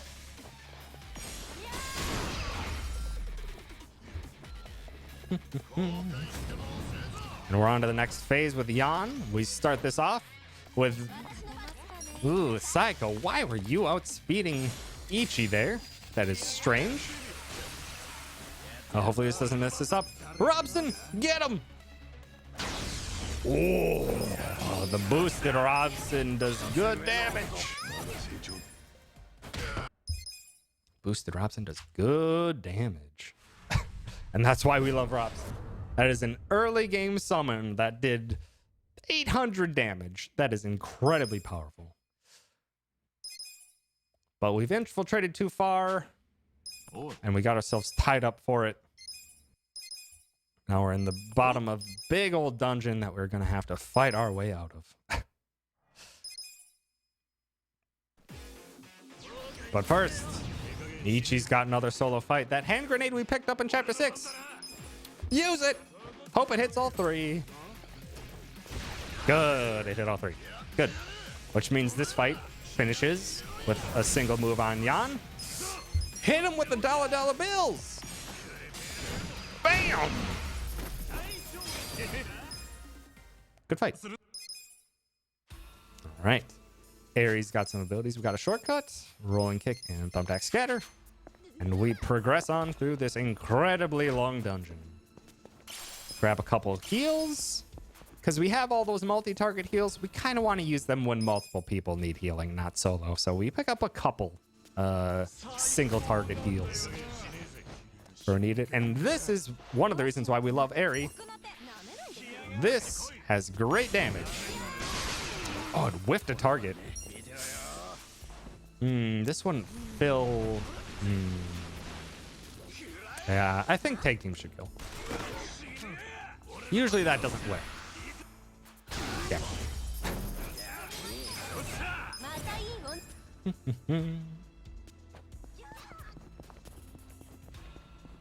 But now we get into a very, very long section of running through this sewer dungeon. We got a lot of fights that we need to run away from, and we're gonna do our best to run away appropriately. Again, running away is dependent entirely on your character's ability. Oh my god, this is bad. Is entirely dependent on your character's ability to run in the opposite direction. And some of these fights put us in some pretty sticky spots in order to try and run away manually, but that's why we got those smoke bombs. We got those smoke bombs, but we do want to keep 5 of them we want to keep 5 of them coming out of this chapter. So we're going to try and use them sparingly. We're going to try and manually run as best we can. And we need to pay attention to where some of our allies are running into. Ichi can run in this direction, probably. Oh, come on. Okay, fine. This fight is always a pain to try and run from. So we got 3 more smoke bombs that we can spare here. Got 1 more fight that we're going to have to run away from. And then... So after this fight, we'll be taking the next 2 fights. At this point, I would warn the tech crew that they should turn the game audio down a little bit, because there's some audio effect stacking that can get real crunchy. For my stream viewers, it should be fine. The audio bouncing shouldn't get too bad. It's still gonna get crunchy, but it shouldn't be too bad. So beware. Loud noises about now. Oh, that's a bad target for Thumbtack. Okay, didn't take down all of them. Didn't get the big crunch. And luckily one we can deal with really quickly.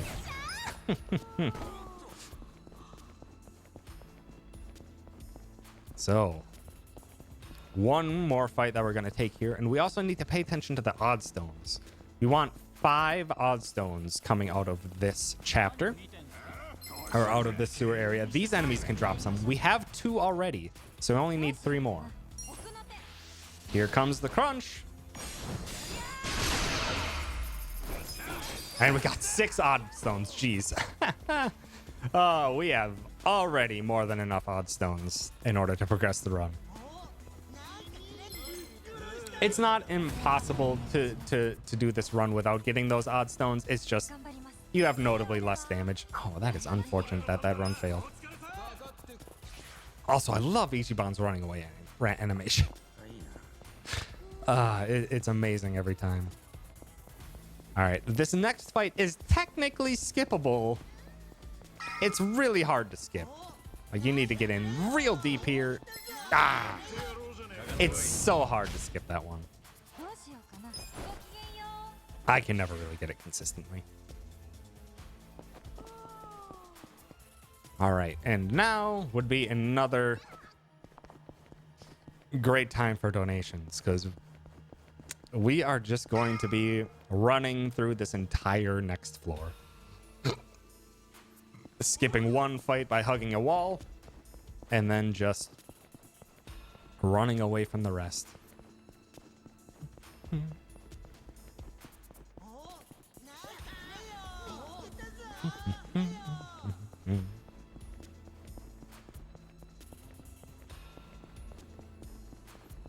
Yeah, we're doing a speed run of this game, so if it seems I'm doing well, it's because we've planned out all of this in advance. A lot of effort to try and determine what the fastest route through this game would be. And because of all those dang upgrades that we did with the blacksmith and crafting weapons and stuff like that, we're pretty overpowered for the next few chapters.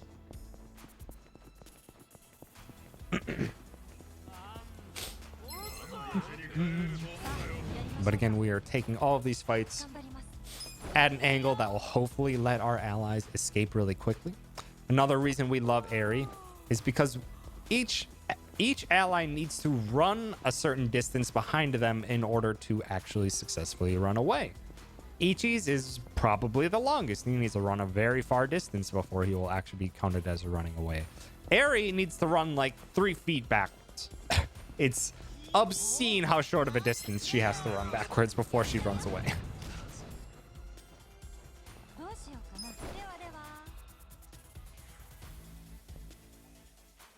So another reason we love Aerie, outside of the fact of how much ridiculous damage she's able to put out. She's able to put out good damage already. You'll see how much damage she can put out later. Okay. This floor, we run away from this fight. Unfortunate. Good job, Nampa. Also, really weird turn order. It's fine. Got to get this safe here. Need a little more magic damage on Saeko. So we equip that felt hat onto her. And it's right along our path. We will be taking one more fight here. The next fight we'll be taking, and that will be another audio one. If it hits all enemies and it crits, it's really loud. So, forewarning.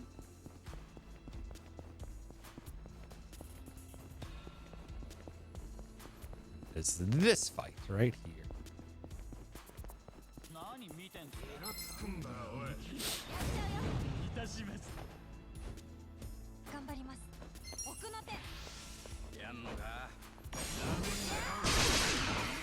Usually one survives.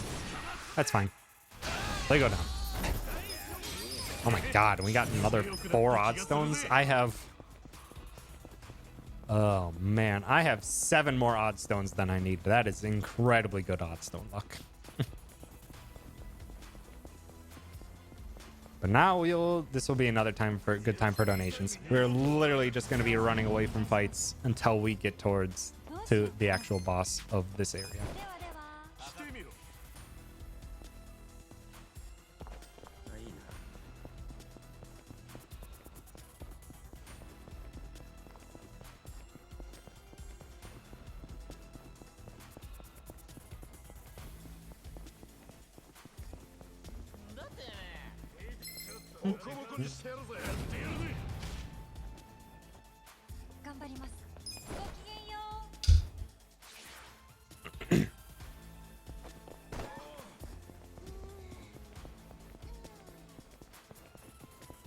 Trying to think if there's anything else I need to discuss in basic game function.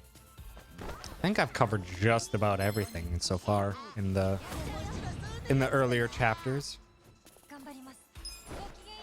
Oh, that is unfortunate. Ooh. Yeah, I'm gonna have to smoke bomb this.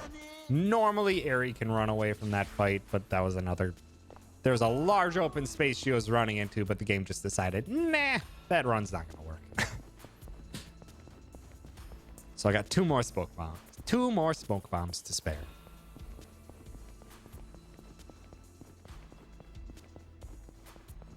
We're gonna escape or skip this fight by hugging the right wall.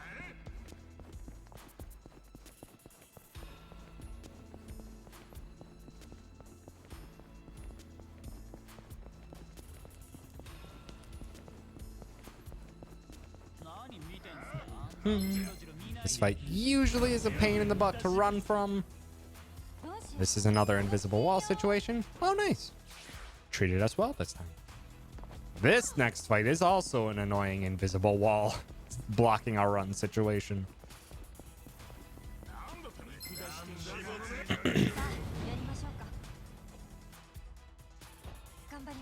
This will probably fail. Yep. Come on, Ichi. Ichi really hit a wall there. I'm surprised that gave me the escape. It's fine. One last fight to escape from, and then we'll actually get into a fight that we will take. Ooh, yeah. Good runs. Honestly, pretty good. There's like only one fight that gave us trouble. All right. Now to the boss of this giant underground sewer. I still don't know how they got that here. Really don't know how they got an excavator down here, but we gotta fight it. I'm sure we can take down a giant freaking machine. No problem. Kick it. Get him with the tag team. Rust it away with some champagne. And last but not least, give it the pigeons. Pigeons are non-elemental damage, or non-elemental magic damage, so conveniently the crane doesn't stop it that much. Eri needs some more XP, so she uses a Kiwami drink on herself. Jan got kicked out of the crane, and we're gonna kick him even further. Tag team, sparkling cannon.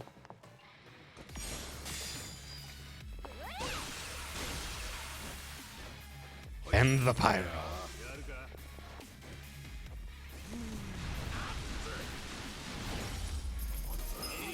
To take him down.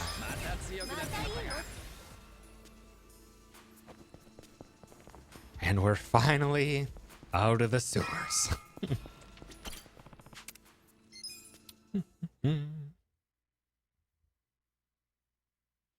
Finally out of the sewers and into another frying pan, because it turns out the Seiryu clan and the Chinese... Oh, sorry about the car alarm.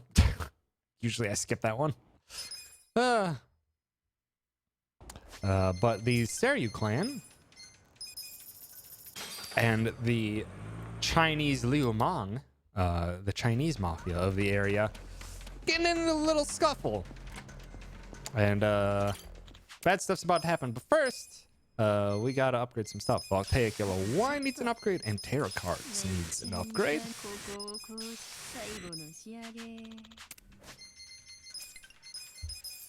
Now let's Ichi get some extra damage here.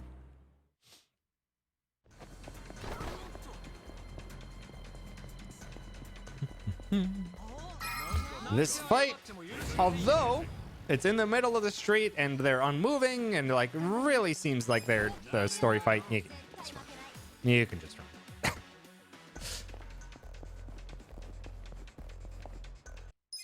And I let Eri run a bit further there to try and avoid that invisible wall situation. All right, but next couple fights we can't run from. So we gotta deal with that. Same way we've been dealing with large groups before. Thumbtack. Tag team the large HP. Hit. That should kill. Yeah. And we just attack the last remaining. Back. Before we progress further, really important. Need to take a picture of that Kappa statue. And one more thing before we progress. There's another secret shop right here, where we're going to buy superpower rings for Eri and Adachi. And 2 for later. Magic item for Psycho. 1 for later. Military instills onto Ichi. So Ichi can be a nice speedy boy. And in the next fight, do not under any circumstances, text or pause skip that dialogue. If you pause skip that dialogue, it wastes like 10 minutes or 10 seconds. It just, for whatever reason, has a large black screen for about 10 seconds and nothing you can do to get rid of it. It's very strange. There's a few situations in this game that happen. And we have to pay attention and make sure we don't accidentally pause skip when it will give us those. But on to the final fight of this chapter. Takabe is here. He's fast. Eri needs some more XP. We need to throw a cat at him. Takes out everyone except for the main guy, and Pyro is arranged to kill, but usually kills. Beautiful.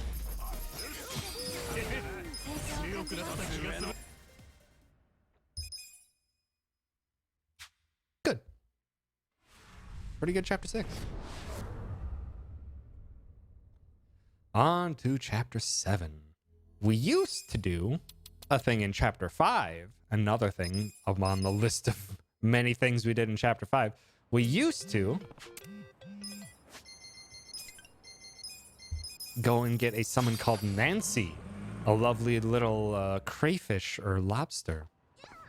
We no longer get them, but now we get a different pound. Gotta do one more thing here quick though. We used all those things, or all those XP, to get Eri to the dealer class. Eri can be on Michio today. And Adachi is now at the point where he can get the enforcer class. And yeah, he can be done. Gear. Ichi needs to steal Eri's shoes. Party. Nanba's out. Adachi's in. And then down to Fukutoku-chu. But now, the different pound mate that we get instead is a certain Korean drama star that's appeared in other Yakuza games. The one known as Il Yujin. That's him right there. He's not doing so hot. He's on a bit of a downslope on his career. Seems to be just drinking his problems away in an aggressive manner, so we're gonna teach him some manners really quick. And there's only one way we know how to teach someone's manners, is with a quick bout of violence. It's fine. Just kick. That should hopefully sober him up so he can make some proper decisions. We head on off to the park. Second option. All that alcohol's coming back up, so we need to give him some water. And now we gotta go find him yet again. This time to over here, where some dang paparazzi have found out that Yu Eugene is here and he's trying to get his career back in order. That fight spawn I don't want. I should have taken the taxi to despawn them earlier. Oh, really? An immediate second despawn is unfortunate. Now his dang paparazzi needs to stop bothering Il Eugene and let him actually get back up on his feet. And still only one solution to these problems. Quick bout of violence. And now Eugene's ready to get back to his career. Gives us a nice little job XP boosting item. And gives us his phone number so we can call upon his services later. And I should have mentioned it, but back in chapter 5, we bought those fancy business cars and gamblers' bow ties. Those are job XP boosting items. So they increase, each one you have equipped increases your job XP by 50%. It is a massive increase.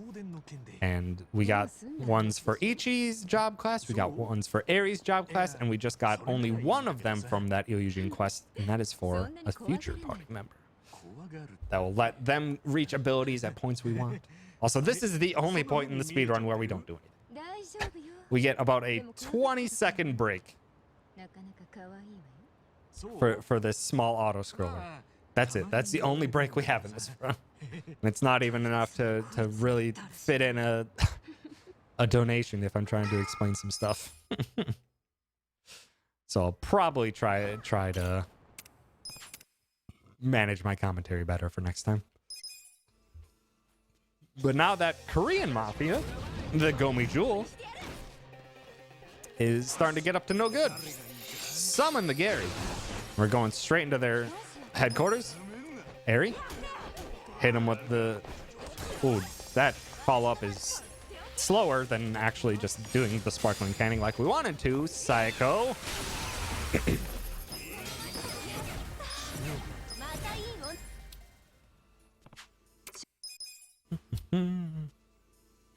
It's not the only fight here.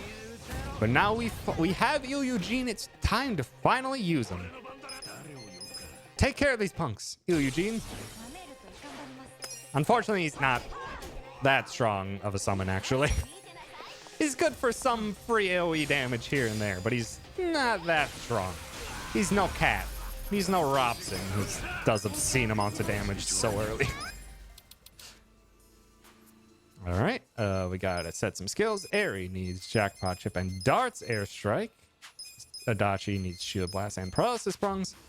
And hoo boy, this is what we've been setting up all of our classes for this entire run. Has been these abilities right here. We won't use them quite yet, and I'll wait to explain them until we see them. But right now, we got some fights that we got to do. It's strange that these fights are runnable. There's not that much room behind us to run, but we got smoke bombs, so get out of jail free card. We don't got to do these fights.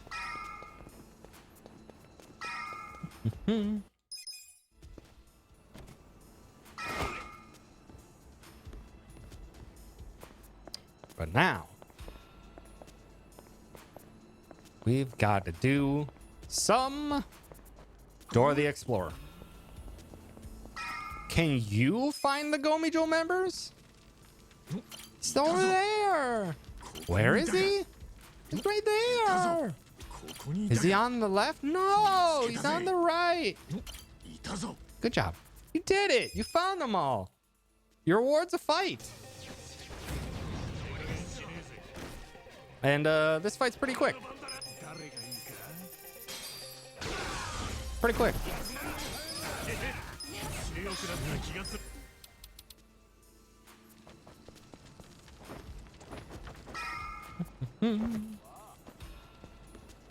I have Karnas. Thank you for the raid. Appreciate it. We got another fight here. We can run. This is one you have enough space to actually manually run, but it's just safer to smoke bomb. Eri is pretty consistent at running away from that fight. Ichi can sometimes run away, but it's just more consistent to smoke. Why are the alerts going off even though I have the alert box hidden? That is strange. But I appreciate the raid. The raid. Got a new weapon for Adachi that we got to put on right away. So nice, finish Strangers of Paradise. Nice. How did you enjoy it overall? But back to the run. I did mute the alert box source. I don't know why it's still going through. It's fine. But now we're entering to the actual heart of the Gomi Jewel headquarters. Turns out Nanba's been up to some nonsense. And that nonsense is getting us into trouble with Jungi Han. This fine-looking gentleman here. It's actually a pretty tough fight, but we can manage. The ability that we've been building up with Eri this entire time, Dart Airstrike, that was a cool 900-ish damage right there. A clean 900 damage. from a pretty low cost ability. It's fantastic. We love Dart Airstrike. We also love Paralysis Prongs. Howdy, Froob. Thanks for stopping by. Oh, nice. That's a fast move. There's only one move we don't want to see Jungi Han do. He gets one free space in order to do a move. There's one move that we don't want to see. He can put Adachi to sleep. Luckily, he didn't. So we're good. Fight is over.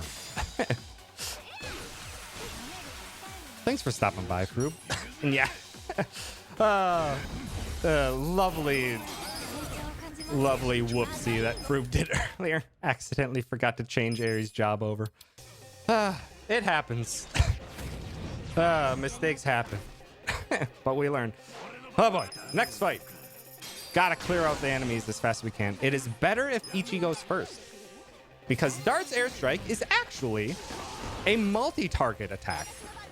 It can hit up to 3 random targets, so if we reduce the amount of enemies only down to 3, we can get the targets that we want to get hit by the darts actually get hit by them.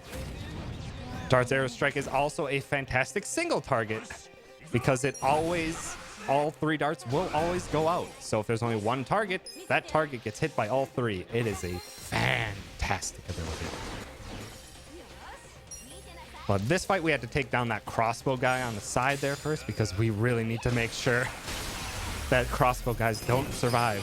They have an ability that turns themselves invisible, and it just wastes our time. So we need to take them out before they can do anything. And this fight's pretty easy. The final fight of this chapter. Tag team that guy, and Dart should finish the job.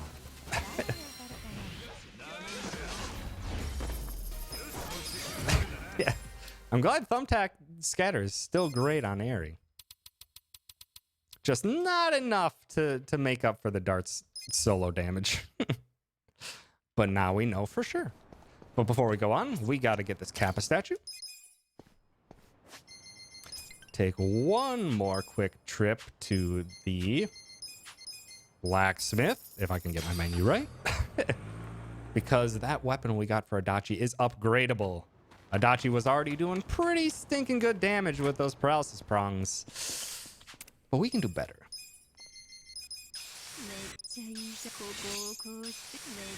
It's unfortunate that we can't stack these blacksmith trips together.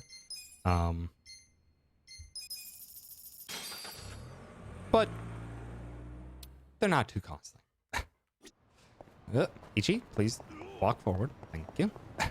But now we're just going to do a quick run through a couple stuff, find out what Nanbo was really up to this entire time here, and then head on over to Chinatown to finish the story. So this would be another good spot for donations, which is also a good spot for me to just chat for a second. Stranger in Paradise was a hell. Like, the story actually comes together at the end in a holy shit manner. That is a feat.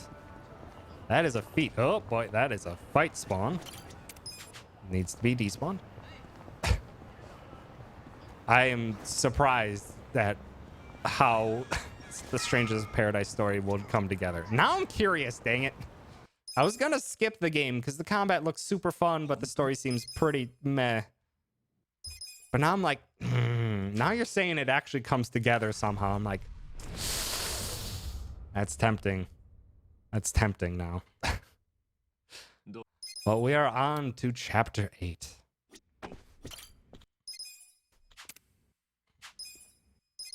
Need to talk to Jungi Han. And this chapter is the shortest in the entire run. Up. If I can get my dang fast travel menus right. This is the shortest chapter in the entire run. It's only about 3 minutes. Because it's all we got to do is head on over to here to try and confront some people at the Bleach Japan office. This assassin is waiting outside. He's a jerk. He almost always hits Ichi. So we hit him back. And we're going to have to heal Ichi. This next fight has the potential to kill Ichi if we don't heal him. So we just... It's just nicer to play it safe.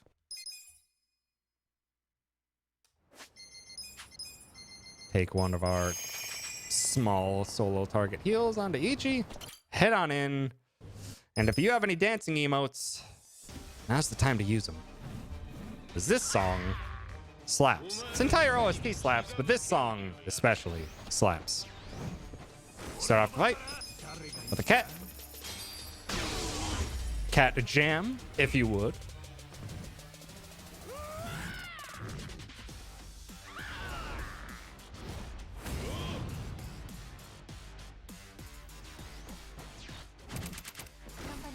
Eri, please give Mabuchi some darts. Saiko's gonna buff up Adachi, and you're gonna see how much damage Adachi can do with that upgraded shield and with these boosts. He's just gonna give us a cool 1400 damage. That's unfortunate. Hopefully Adachi doesn't die. Also, a weird quirk of Dart's airstrike is if an enemy is near a wall and is in the process of getting up, a dart can miss, and that is a problem. Sometimes. We don't care too much in this fight, but it is a care. Okay, Adachi, please survive this. Good. And the fight's done. And thanks for stopping by, Calvi. Enjoy your Elden Ring. I just beat Elden Ring yesterday. Finally. Well, that's this fight. And that's basically the end of this chapter. Just head on over through here. Head on over to this. And the chapter's done. It only took me 115 hours to beat Elden Ring, but I finally beat it. Yeah, the lock-on system can be kind of rough sometimes. I'm too used to the lock-ons in Souls-like games that I'm just like, even with all the jank there is, I'm just too accustomed to it. All right, well, back to it. Bleach Japan, we just went to their office to try and confront them, but they weren't there. They had Mabuchi there. Curious why Bleach Japan, an organization that's trying to clean up the streets, trying to remove some illegalities and gray zone type techniques. Why they're working with Mabuchi, who's a member of the Chinese Liu Man. Curious. But now they have a whole suite of Yakuza members working for them. Those two are grouped, so I'm going to actually try and get Sparkling Cannon onto this guy so that hopefully they're together and Adachi can shield blast them. Unfortunately not, but I'm going to take down this guy before he can get a turn off. Good.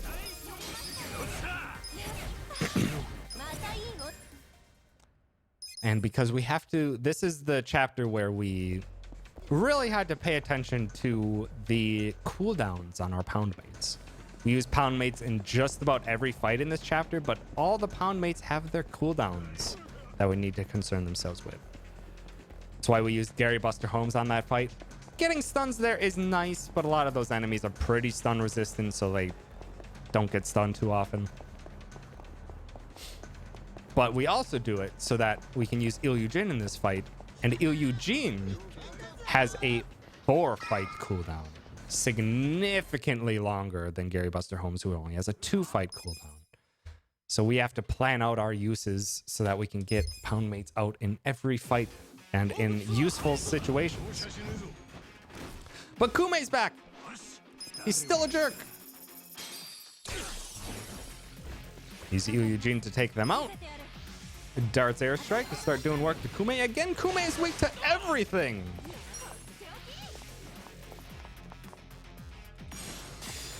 So we hit him with our most powerful stuff. Unfortunately, because we aren't using Gary Buster Holmes like we normally would in this fight, Kumei doesn't get or doesn't get stunned. But he only gets 1 turn off.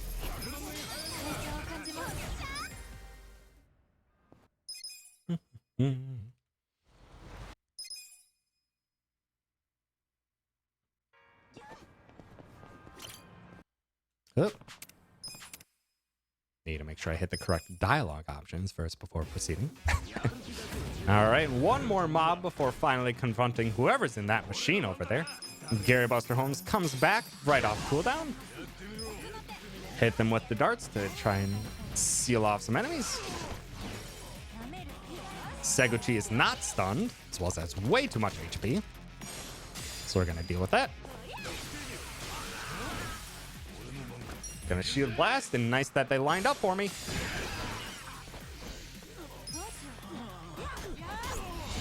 Nice fight. Shield blast is another AoE if the enemies are grouped, so we love to see it when they do give Adachi an opportunity to actually dish out some good AoE.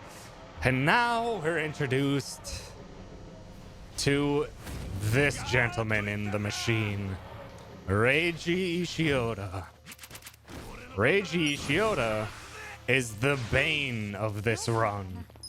Every fight with Reiji, this one's pretty consistent, but every other fight with Reiji has the potential to end the run. Not end the run literally. We can still progress. But he has the very, very easy potential to just finish off Ichi. And in this game, it works like some other JRPGs. If the party leader dies, that's game over.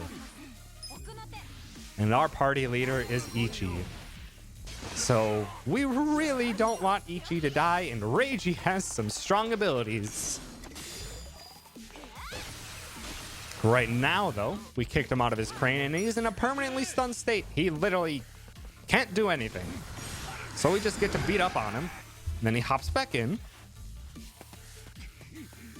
And conveniently, most of the time, he hops back in right into our turn, where we finish him off.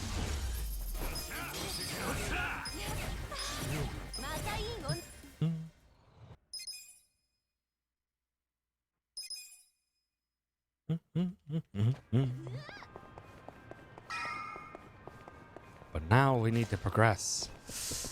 Bleach Japan is really coming at the throats, and we actually are kind of becoming friends with the various mafia groups, various members of them. Jungi Han's starting to become quite the various ally, or quite the ally for us. So we need to give him some help. But who is invading Reiji again? Oh, with Nanba? What? Nanba's even betraying us? My goodness. Cat! Give a nice boost onto Adachi.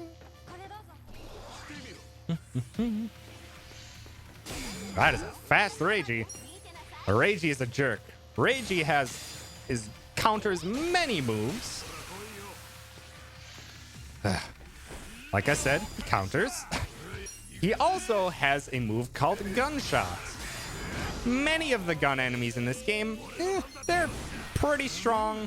Not the most powerful in the world. Reiji is the exception. Reiji's gun is very scary. And if we see Gunshot, someone's probably gonna get taken out. Luckily, he didn't. And Reiji just took the punches on the chin like a champ, and we appreciated that. That was a good Reiji 2 fight. Yeah, I don't know the full extent of why when Reiji gets back into the crane, why sometimes he gets a turn, but most of the time he doesn't. It's very strange. That was a very good chapter, though. But on to chapter 10. Bleach Japan has left one of their leaders behind, so we get to do some interrogation. We ask him some questions. He gives us a very massive plot dump. And I wish I could sum up that plot dump thoroughly enough, but we're already in the next fight. Gary Buster Holmes. Nice. Okay, so if you were paying very close attention, there was a nice purple exclamation point stamp. There's a nice purple exclamation point stamp right next to Gary Buster Holmes. That means that was a boosted summon. And that boost has additional effects. in the case of Gary Buster Holmes, it's more damage, and it guarantees the stun on all enemies. So we like to see those when we get them. Also, Jungi Han is here. Oh, the hot boy is in our party. And he's very powerful. So we got to get some skills on him. We got to get him head trauma, and we got to get him rapid shot. We got to give him some gear, optimize, put on the bullet of memory and a superpower ring. And we got to put it in. Psycho gets out for Jungi Han. And we're off to Seagull Cinema. And now we actually, and most importantly, Adachi is in party slot 3. That is going to come into importance later on in this chapter. But before we progress, got some more Liu Meng thugs here. And also, this ability is 6 MP and does insane amounts of damage. Jungi Han is fantastic. Root of Uter, reversal body. Take out as many enemies as we can with darts. Should hopefully leave. Oh, unfortunately, 2 and they're separated. Probably should have shield blasted instead, but it's fine. Jungi Han punched this guy. I didn't know that guy could block.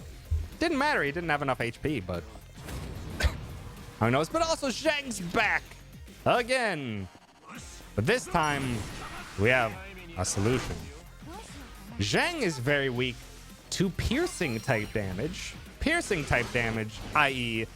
guns and darts. That did a cool 700 damage, and that only hit him with 1 dart. How about hitting him with 2 guns, too? Jungi Han, ruin this man's day. Now we gotta let him get up. He's a bit too close to a wall.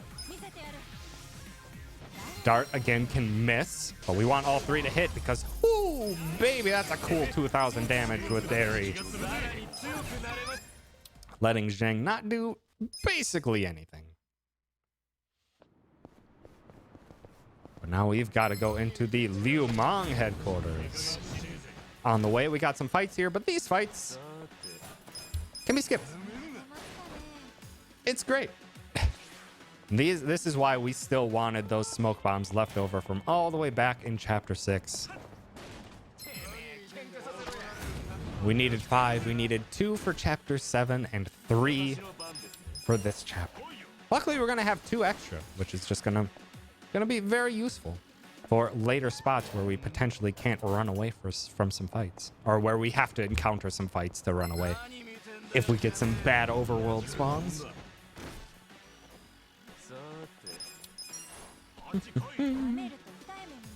But now we're finally getting in to the Liu Mang headquarters. And with any headquarters, they don't want us there. Surprise. So we're gonna have to head trauma Kong, the main guy. And Robson's still really strong. Still very strong.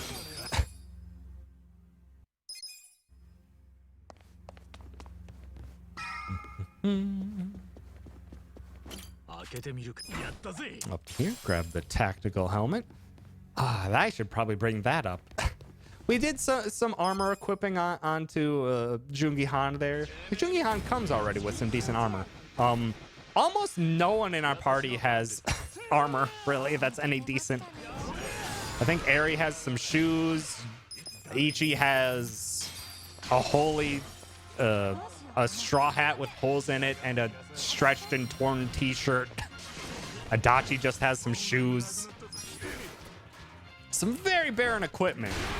Pretty soon we're actually gonna need some defenses, and pretty soon includes about nowish. Take that heal just to make sure Eri has enough MP. We need to change some gear over. Ichi needs the other fancy business card, and Eri needs that helmet. Because she needs some armor. Because this next fight in the second phase has a very specific stipulation. All right. Now this gentleman, he's pretty fast. He's going to get a few attacks off. We really want him to hit Ichi or Adachi. There's a good hit first on Ichi there. He's not near any walls, so we don't got to worry about darts missing. Please hit Adachi. Thank you. He's going to get another turn. Please hit Adachi again. Thank you. Good. So we're left with 2 party members that haven't gotten any damage. But now we got a tiger to fight because this is a fancy restaurant and they decided to just have a live tiger that's probably illegally trained to harm people. But this tiger is very weak, just like Zheng. 2 piercing damage. Darts are gonna do some great damage. And we're going to transfer shield onto Eri. Also, that is a fast Jungi Han. Transfer shield is gonna increase our defenses on Eri because this tiger has a specific mechanic to it. This tiger, nice, I can get a little bit of free extra damage in with the tag team. This tiger will only attack the last person who attacked it. Thus why we wanted to increase Eri's defense, because Eri and Jungi Han are going to be the only ones really dishing out the damage. So we want to make sure they are able to survive. I'm getting a little bit of extra damage in when I can to make sure that the tiger can hopefully go down with these darts. Nice. Beautiful. That was a great tiger fight. It was a really weird turn order, but a turn order that was very advantageous. All right. Before we progress on to the final fights of this chapter, gotta get some more gear. Ichi, please open the safe.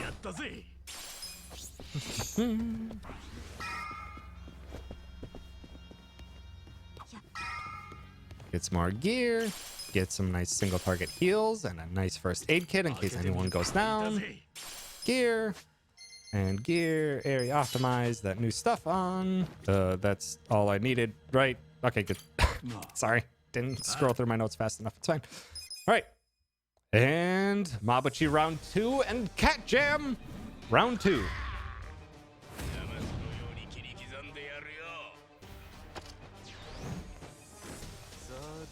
Now, another quirk with head trauma. Jungi Han is fantastic. Does great damage. He cannot be the brightest sometimes. Head trauma needs the opponent to be standing in order for it to land. Jungi Han can kick a chair at an enemy and knock them over before he gets close to them to head trauma. And obviously, head trauma will then miss. So hopefully, Jungi Han is the smart boy and just goes and runs up and does the damage.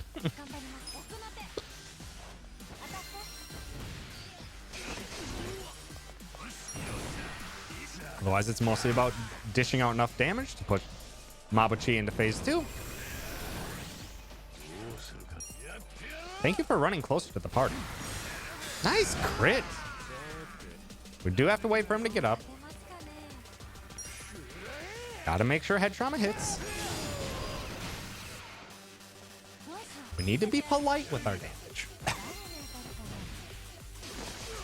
Mabuchi will get 1 attack. It's a slow one, unfortunate.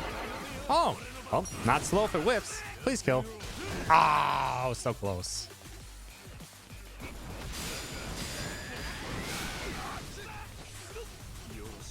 Just finish this man off.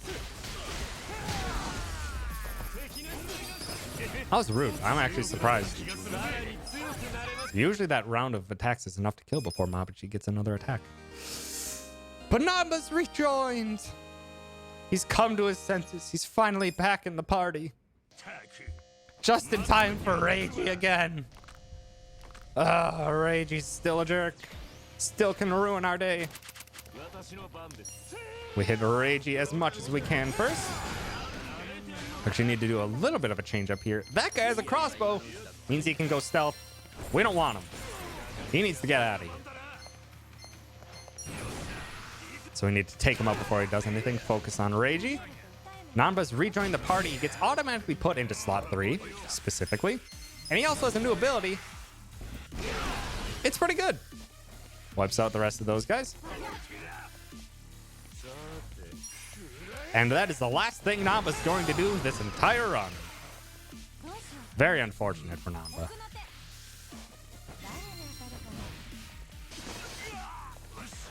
Summon Gondawara. Reduces defenses. And Nanba, sorry buddy. Adachi's back in. Just in time to get stunned. Reiji's a jerk. Oh, nice. Nice, Adachi. Don't know how you didn't get stunned by that. That attack's almost a guaranteed stun. So it's preferable if he doesn't do that. One quick Kiwami drink onto Jungi Han. That way Jungi Han can learn an ability a little bit sooner. Get Ishioda back down. This fight is almost over. Luckily, we haven't seen Gunshot. That's not an ask. Please don't do Gunshot. Thank you. All right, fight's done. Ishioda's being very kind today. Hopefully, that remains the case. Very good fight. Very, very good.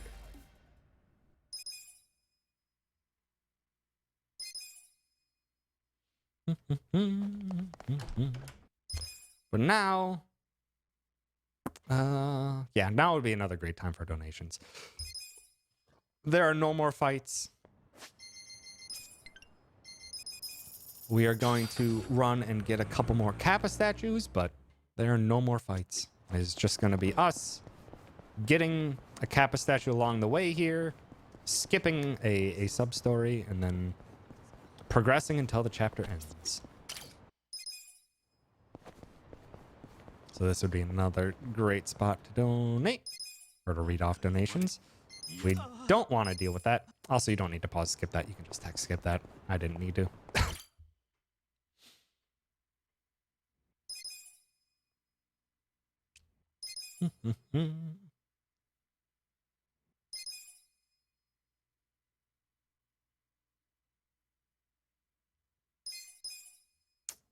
Actually, probably would have been best to hold off to the donations until then to show that is the final Kappa statue. And we get, so long as you didn't accidentally take multiple pictures, we get that nice little ping to confirm it for us. So now would be a great time for donations because, yeah, we're just going to watch some cutscenes and do some running. That is an unfortunate fight spawn.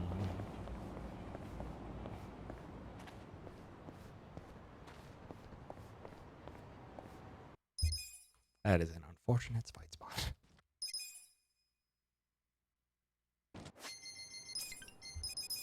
Back to Chinatown to finish off this chapter.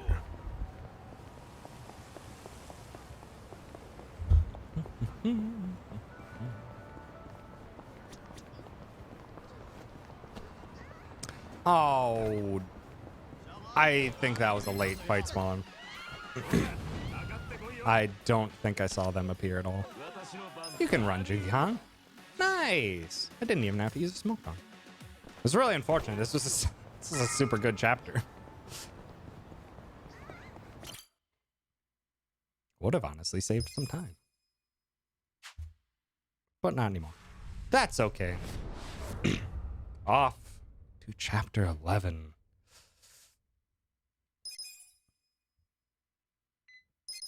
Where we finally unlock our last party member. And he's a doozy. He's great casually. Unfortunately for the speedrun, he only gets one job. And that is to deliver Adachi some shoes.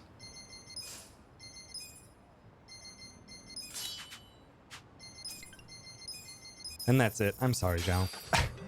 Zhao is a fantastic party member casually. Great damage, great speed. He's a great all-rounder as well. Good for magic and physical damage. But unfortunately, he just joins us too late. We got other party members that can already do what he does. So unless we do a drastic overhaul to the layout of our party, Zhao unfortunately just isn't gonna see any time. But now we're actually gonna do get back to some more optional stuff. This fight is an optional SOS quest that begins a chain of SOS quests. And we only really care about the last one in the chain. So, but we do have to do all of them along the way. So this one was on our path, so we got it right away. More cutscenes. Howdy, Queen. Thanks for stopping by. Also, thanks, Moobot. Someone just used the command to explain what I'm doing. And then Moobot is just like, oh, that's enough time for me to send the command again. And now started doing it. It's fine. But now we go back and progress the story.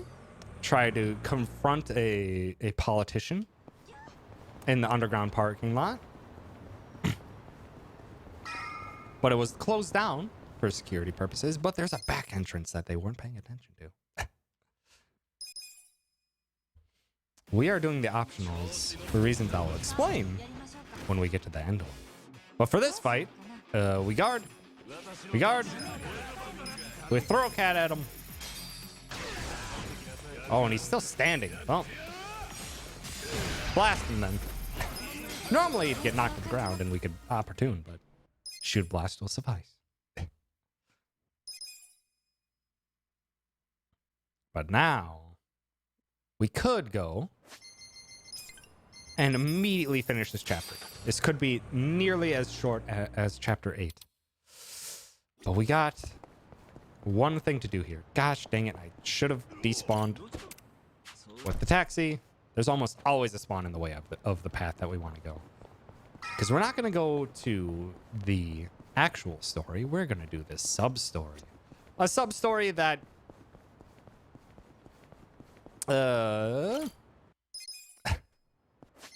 How best to explain? And I would leave it up to GDQ staff on how they want to explain it. We want to keep things relatively PG. I suppose we could call this man Mr. Feels No Pain, which I believe Froob called in one run. But his actual name is Mr. Masochist. I'm not sure if that is an acceptable terminology, but he's incredibly important to this run. Honestly, this run doesn't work without him. This run doesn't work without him. And we do have to fight him first. We do have to fight him first. Or at the very least, we have to convince the game that we tried to get him to, you know, feel some pain, but can't. He's not feeling it. But we do our best to convince the game that we tried. So we punched him a couple times, and we're just gonna guard until the fight's done. But yeah, Mr. Masochist is the most powerful, or probably the key pound mate to this run. Because this pound mate does no damage, but along the vein of not being able to feel pain, does a defensive boost for our entire party. And that defensive boost is going to be coming in handy, crucially, in the next chapter. Where the fact that we're under-leveled is going to slap us right across the face, so we need some way to survive some attacks. First, turn in the Kappa statues that we finally did. Keep progressing the quest, or the sub-story. We couldn't do any physical pain, so we try some emotional pain by bringing his mother over. It's cruel. It also doesn't work. But also there's someone that could potentially help him, but she's in trouble, so we gotta take these thugs off of her hands with some darts. And now they found the right pairing. We've unlocked our pound mate. And now we can go and finish the chapter.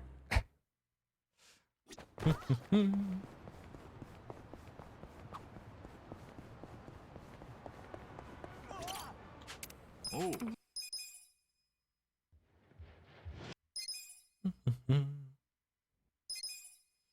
What? Lots of cutscenes, so this will probably be a great time for a single donation. So we got a couple fights ahead of us. This song also slaps. Aim for head trauma for the main guy. Darts to start dealing with some of the ads. Gary Buster Holmes. Keep targeting the big guy, because Ares should be able to take down the last remaining ad with the darts. Fave song in this game. Oh boy, I don't think I can choose. I'd probably say...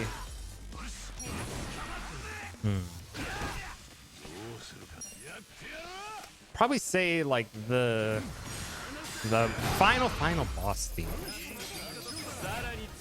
It's incredibly dramatic and just fantastically composed. But we ain't done with fights yet. Gotta aim again for the head guy. Get darts. Dish out some nice AoE damage. And throw a cat at him. Leaves only the main guy remaining. Luckily, that actually is rare. Oh, really? I didn't even know that guy had taunt. Ooh, this is an awkward turn order.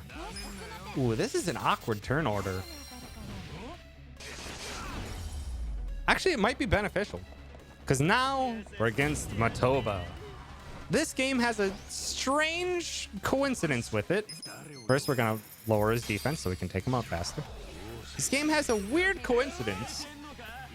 There are certain enemies that are very resistant to piercing damage. They have a commonality in that their names start with M, end in A, and have 6 letters. But you'll see how much damage darts does. Almost nothing. We need some MP for Adachi, because everyone's running low. Actually worked out really well. Ow. But now we just have to keep on damaging this guy until he's down. It's not the toughest fight. Piercing damage. I call it piercing. The symbol that the game gives it is a gun. So it's typically called gun damage, but it's like RPG wise. RPG wise, it's piercing damage. There is blunt, piercing, and slashing damage as different physical damage types. Also, because Matoba is very resistant to darts, we're using Jackpot Chip. It's not as much damage as darts usually does, but it'll do. It'll do. Piercing with a bullet, exactly. Exactly. But on to chapter 12. This is the part of the game where I was mentioning is where the fact that we are underleveled is going to come and slap us across the face. So we're going to do some stuff to alleviate the damage of that slap. We are going to equip the Jog Back Speed Boost onto Aerie. Head on up to Canquest. This is also the point in the story where we actually have to get 3 million yen to proceed. We don't have quite 3 million yen. We almost have 3 million yen. So we need to do a little something to get that little bit of extra money. Meanwhile, there's a conveniently placed SOS quest in that chain of SOS quests that we were doing. There, he's going way too fast. Oh, attack won't kill, will it? Dang it, I actually played this name. So this is part 2 of the chain of 3 SOS quests. Now the final one is available. Now we get to do this sub-story that we started all the way back in chapter 5. Yeah.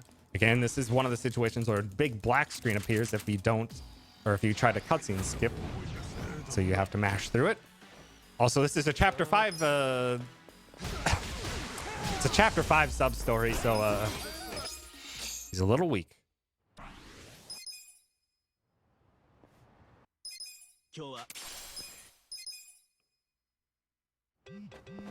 But that unlocks the pawn shop. They will use for exactly one thing.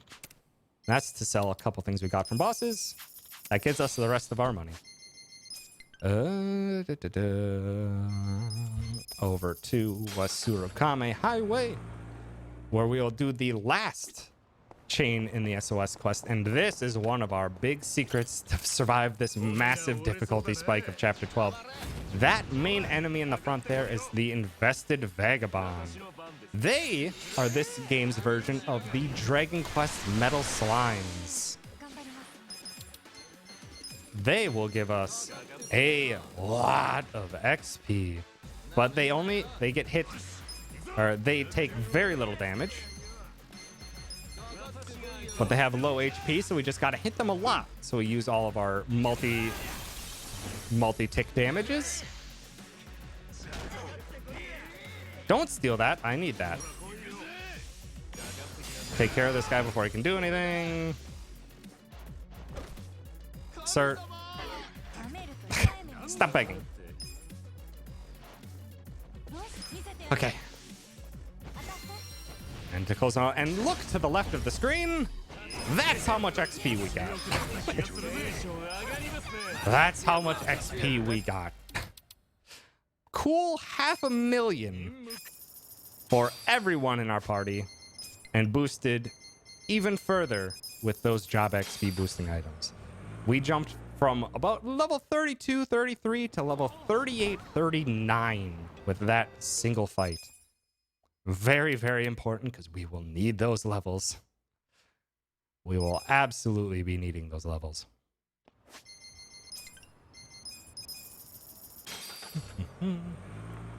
Metal Slime is Chansey and Blissey. Yeah, for the Pokemon comparison.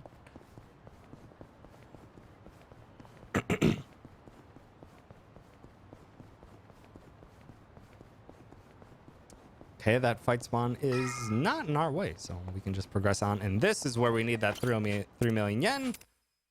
So say goodbye to all of our hard-earned money with all them Kappa statues. There it goes. But now we get into another area. A brand new area. You might recognize it. It's Sotenbori. And this is where chapter 12 will be taking place. But this brand new area is a much later game area than before. Where previously in Ijinsho, the best way that we could probably increase some of our weapons was with blacksmithing and increase our armors to buy some really expensive stuff. Now there's gold safes in Sotenbori that have some great gear. So we finally need to equip something better than a stretched out shirt and a straw hat with holes in it on Ichi. We're finally gonna upgrade.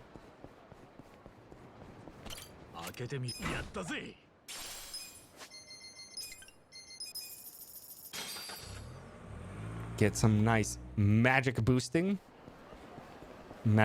equipment. Pick up this silver safe, which gives us a gallant binding, which is an HP increase accessory. And we will need every HP we can get coming up at the boss fight in this chapter. Also, yes, there is crafting in this game. There's crafting for bento boxes and crafting for weapons and armor. Get another piece of armor. And to the outdoor mall, where we're going to be showing off, or where we've got another secret to this chapter. Another secret that I never used solo because I thought it was ridiculous. And no other thrown item is nearly as powerful. But this shop just weirdly has rocket launchers. I don't know why a pawn shop has rocket launchers. They might be dealing in some shady stuff.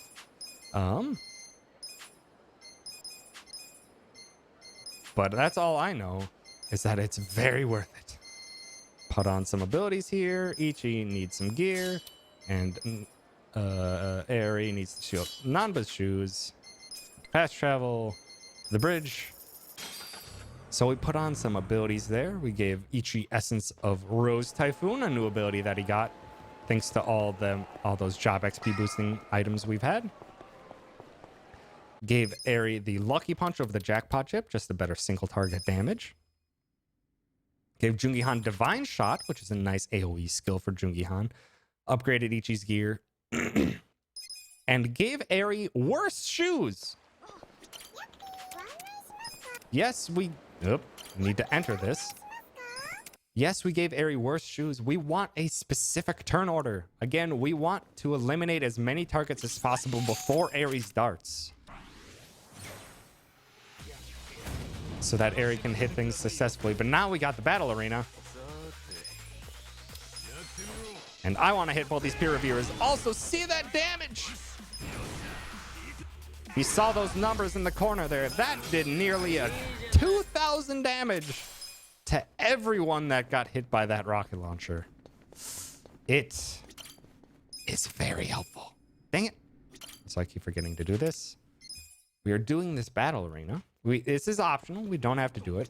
It's nice to get a little bit of levels up, but it also gives us some gear and some money. That is very, very helpful. So we'll be doing 10 floors of this arena. Again, starting off with the rocket launchers. Essence of Rose Typhoon is the ability that Ichi has now. That's an AoE skill that hits everyone, guaranteed. Very helpful, very powerful skill. We want to get rid of this billboard. Absolutely.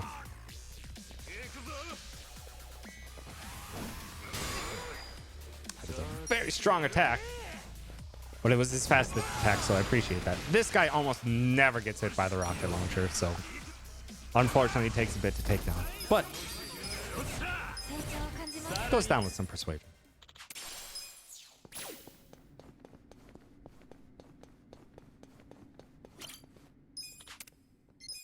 Now we head on to the third floor.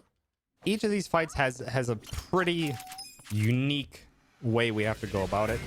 All slight variations and new strategies. This one, we divine shot the big guy in the front. Divine shot's great. We throw a cat at him. And that did enough damage to make sure that this Yakuza goes down with these darts.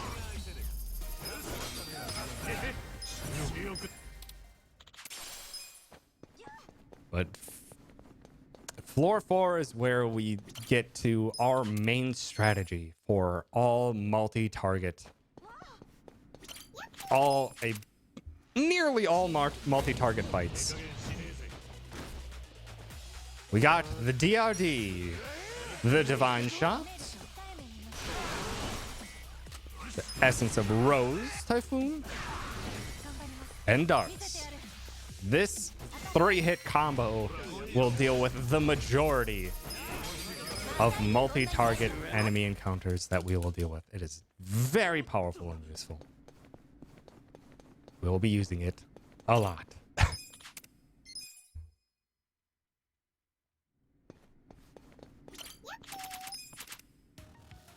Floor 5. We want to divine shot onto the guy in the suit on the left. Because one strange quirk of divine shot is it does 2 times as much damage to the person you target than it does to everyone else. So with a little bit of extra damage to the person we target, we can end some of these fights a bit more consistently. Now we finally pick up some of these treasures we've been skipping. That was a weapon for Zhao. Again, we don't use Zhao. So unfortunately, it's a great weapon, but we're just gonna pawn it off for some money. Because it sells for a cool 1,000,000 yen. Also, you know the strat. It's DRD. Howdy, Morgan. Howdy, Zach. Thanks for stopping by.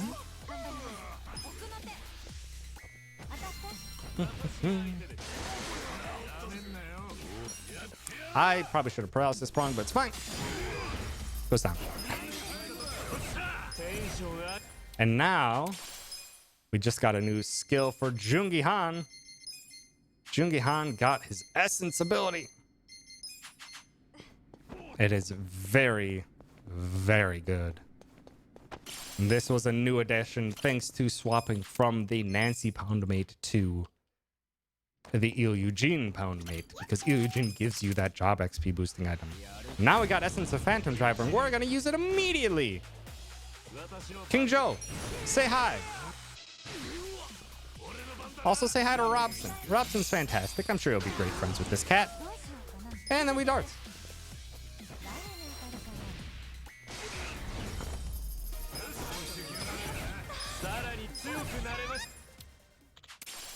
Normally, we would try and use head trauma a bunch with Jungi Han because head trauma is great. Low MP, fantastic damage. But it's just a little slow that we have to watch Jungi Han run up. He needs to punch him a bunch in the head. Sometimes we have to wait for them to be standing. But with Essence of Phantom Drive, we can just do this. Saves 2-3 seconds every single time. Nice time saves through.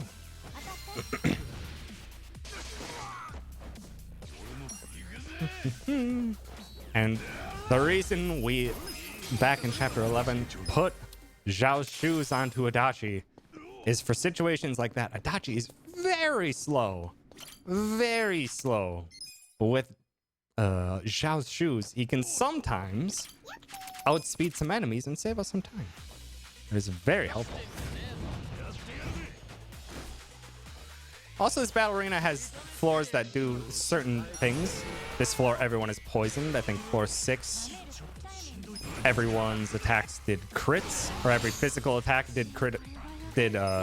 Every physical attack crits on those floor. Your physical attacks and the enemies. It's a very dangerous floor if you let the enemies live. But now we're finally on to the last battle arena floor that we will do. There are 30. We're only going to do 10. But this one has a DRD variant called the GRD. It's called that because, well, we don't need Jungi Han's damage.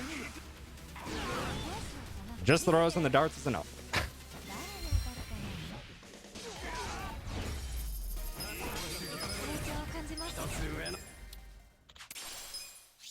Yep.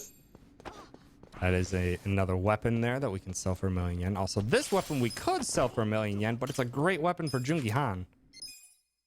So we're going to put it onto Jungi Han. And we're out of the arena.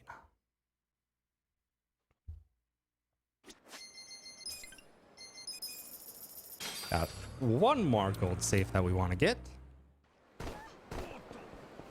A lovely hat that we will put on Saiko for some more magic damage.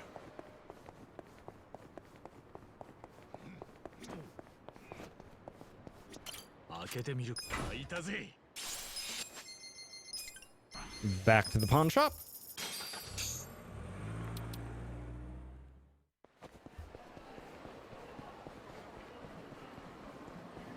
For, you guessed it, more rocket launchers. We don't go anywhere without our rocket launchers anymore. Or we try not to. We can't get rocket launchers everywhere. We can get them here. So we're going to, while we're here, we're going to sell a couple of those weapons we got. The Damascus Ladle and the Lu Chinese Saber. And then, oh, let me get out of the store so I can fast travel. And we go back to a Jinsho, actually.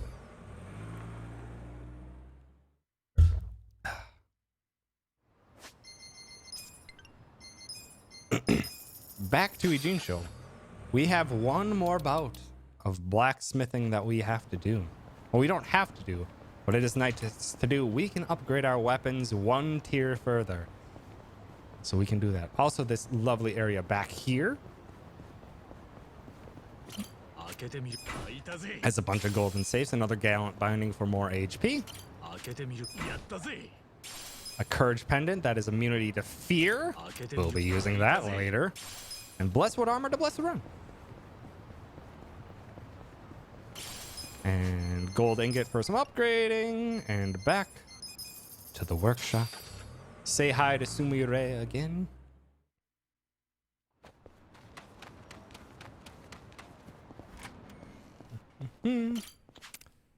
Upgrade the facilities. And a bit of a flashing lights warning, because we're going to be upgrading a lot. Lightning bandages times 2. Table sparkling times 8.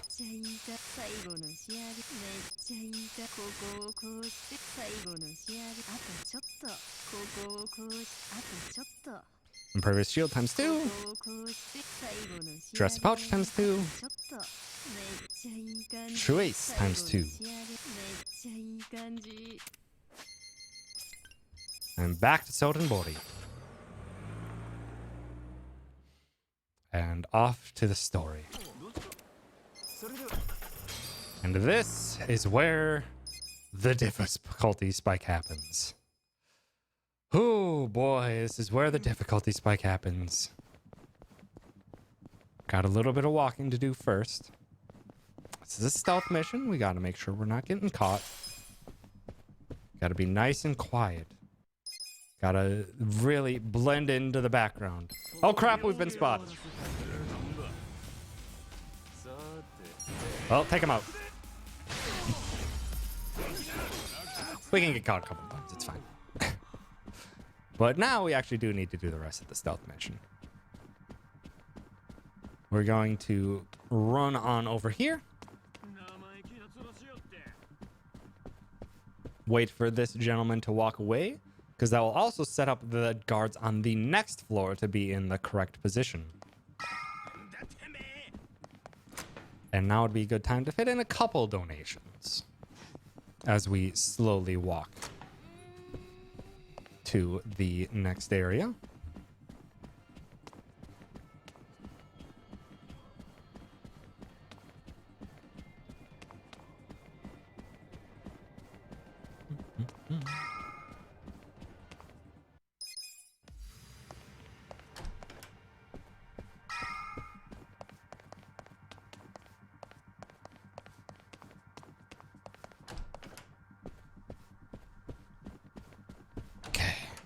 Big equipment menu here. Grab one piece of equipment from the safe.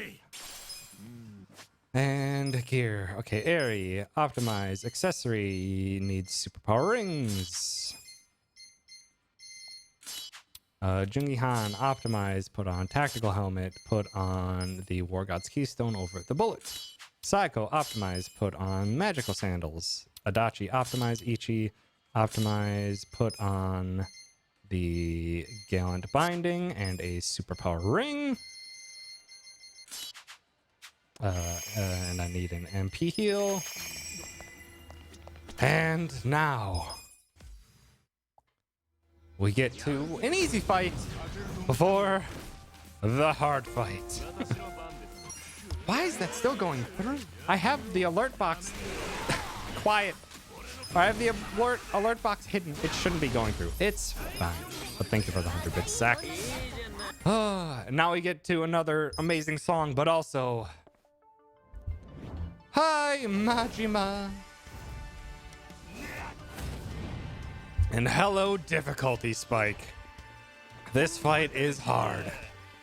All right. Started off with a head trauma. Masochist bright and early. So we get a nice defensive boost.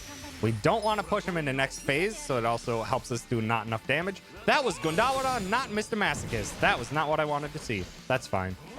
We'll just have to do it later. All right. Now we will do enough damage to Majima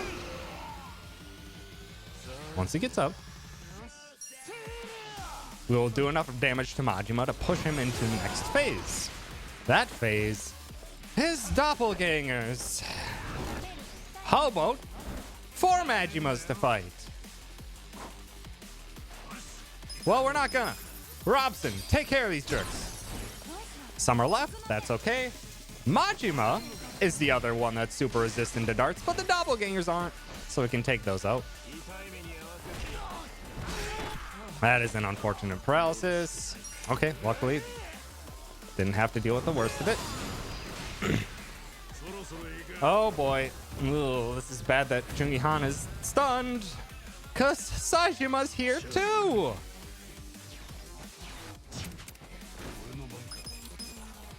Ishi, get out of the way of this. Thank you. I'm glad I hit both. But it is lucky if you can hit both with the rocket launchers.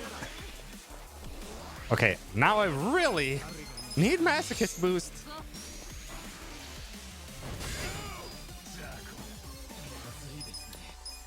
Okay, please hit 2 again. Oh, it didn't hit 2 again. Shoot. I'm gonna have to heal, even though this is bad. Stop paralyzing him. Okay, there's the boost. Hoping for a paralysis prongs on Majima. Dang it. Actually, I'm gonna guard.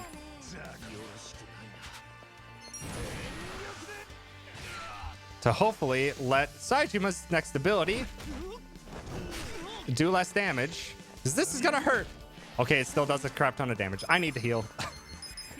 It sucks that Ares is the one who's having to heal. But at that low damage...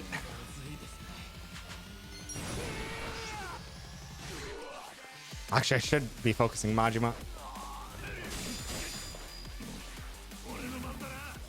At this low, or at that low of damage or health after that attack, Aerie, or gosh dang, I'm all flustered. No! Oh boy. Like I said, this is a hard fight. I really need to take down Majima. Because Blade Kill did a lot of damage to Ichi. He can do it again. God, these paralyses are really bad.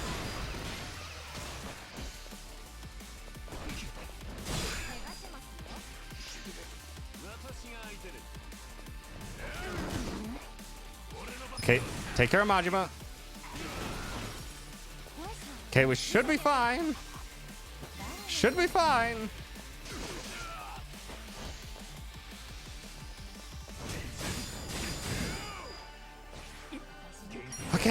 Okay, we're fine. Oh my god, that was a really weird Majima Seijiba fight. That was a really weird Majima Seijiba fight. Usually it doesn't turn out that awkward. But all the paralysis, all the weird damage, and Aerie was the one having to do the heals was less than ideal. But we're out of it. We're out of it. We survived. And that's one of the fights that can absolutely ruin the speed of a run. We would be fine if we die. It'd be fine. But it would be a bit slower, of course. We used our rocket launchers. Get them back. We still have smoke bombs left over, so we're fine there. Gear. Jungi-han needs lightning bandages. And we go back to finish this chapter. 2 more fights to finish this chapter.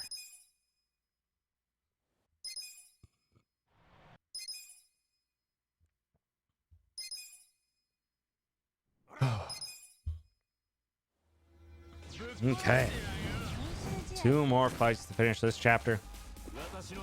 Essence of Phantom Drive on Kuroda. Nice crit. And we got Saijima as a pound mate. He's strong. He is a strong one, that Saijima.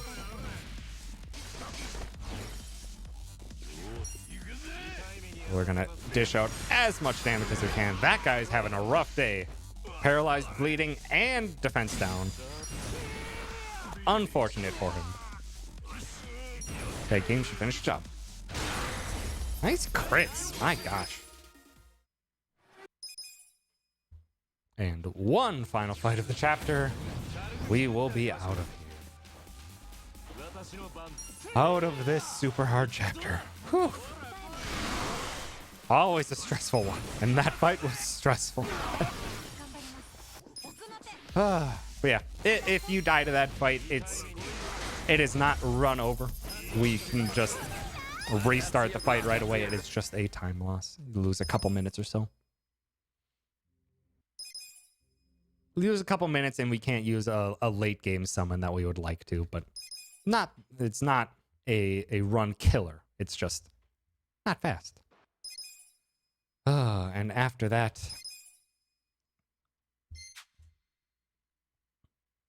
we are out of there. On to chapter 13. This chapter is not quite so bad, but this chapter has a lot of cutscenes. Because it turns out Arakawa Sr., after he shot Ichi, had a whole set of plans for him. Plans to get Ichi back on his feet and back on his side and go on with some other things. And unfortunately, Arakawa Sr. paid the ultimate price for that. So there is lots of cutscenes and lots of time for donations as we run from story point to story point.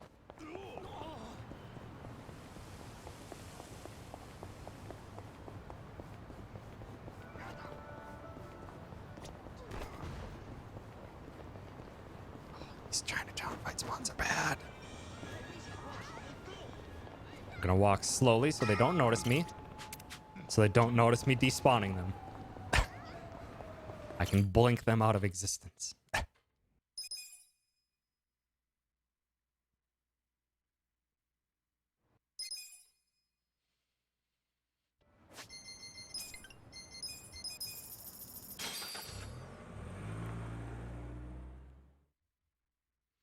Okay.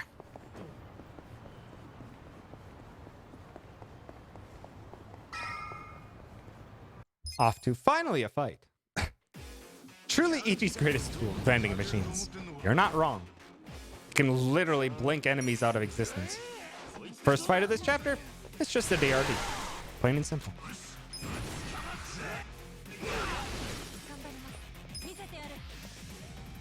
Nice and simple one, and then, well, this would be another time to go right back to more donations, because we got a lot more cutscene skipping and a lot more running around before we do another fight.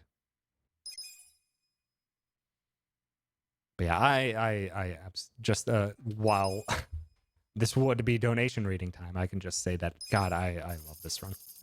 This run is a blast to do. It is such a mix of RPG, or of RNG, planning, execution, and adaptation. It's a really fun.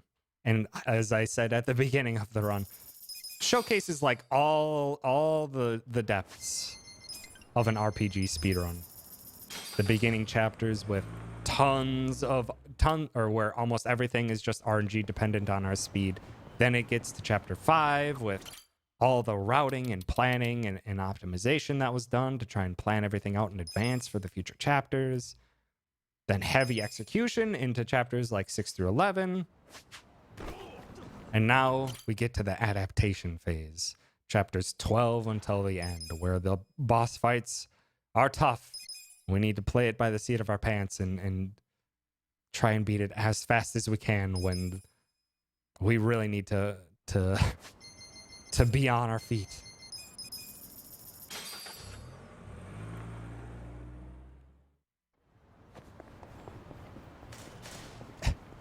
Improvise, adapt. And I don't know about overcome, but like, do it quickly. The speedrunner motto. All right, one more fight here before we enter into the final portions of this chapter. Adachi, we would like to have an ability for him, but we just don't take enough fights, so he gets it after this fight. So we just got to start this off with another DRD and deal with the last remaining.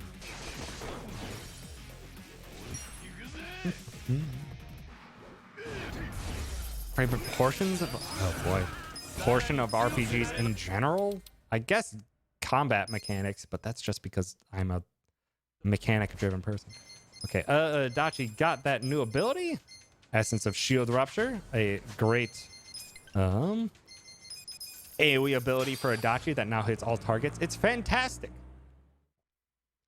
So now even Adachi can do great work at eliminating waves of enemies. But in terms of favorite portion of... Oh, boy, I'm going to have to... No, sirs. Go about your business. Shoo. Wait, I do have a smoke bomb. I'm already waiting. I could have ran in there and used a smoke bomb, but... Normally, I also would have refilled, but I think I only have one smoke bomb remaining, and I want to save it for a potential fight in Chapter 14. All right. Off to this fight. Again, multiple targets. Start with the DRD. Actually, this one's different. This is a DGD. Gary's coming out. Nice boost. Nice boost, making sure everyone is stunned. And Adachi was nice and quick, so Adachi... Oh, that's right. Tsutsumi didn't get hit. That is unfortunate. Thanks for spraying with detergent. Jerk. Take that. I think that's just a dispel ability. Oh, well, we haven't seen him since Chapter 2. Sawashiro is back. Sawashiro is probably the easiest of the late game bosses, but he is not a pushover. And if he wants to, he can waste some time. So Sawashiro, we want to play nicely. First phase is pretty straightforward. We just dish out damage, try to keep him away from us because he can do one stupid thing, and we want him to do that stupid thing. That's not the thing we wanted him to do. We wanted him to use a move called Vile Blade of Enmity. That move, he stands where he is and doesn't attack. But he's standing really far away from everyone, so whiffs. That's the attack we want to see. See? Like this. Good. I'm gonna be safe because we're already low on MP and do a heal here. We're gonna hopefully push him into next phase. There it is. Now phase 2 is the one that can really slow us down. Phase 2. Sawashiro has a thing for unconventional weapons. He was using a katana, but what about a cane? This cane changes his attacks into an AoE attack. And he also has a move that can stun enemies. Also, if he knocks anyone to the ground, he gets a free opportunity attack. It is a rough phase.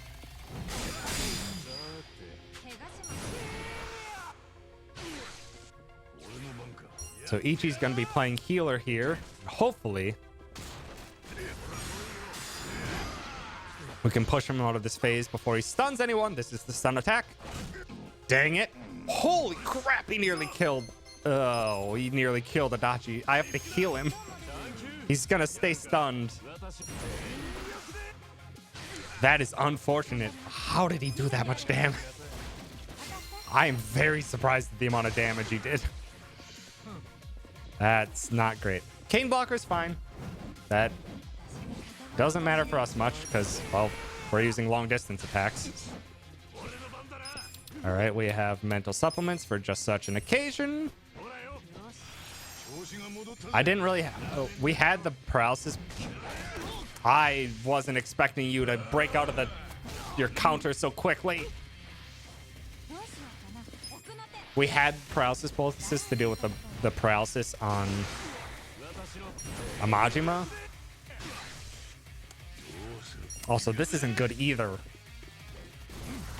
He's at damage gate. I don't know. Throw some fruit at frickin' Jungi Han. God dang it. 'Cause there's damage gates between each phase. Because if you notice, that last attack from Adachi didn't lower his HP at all.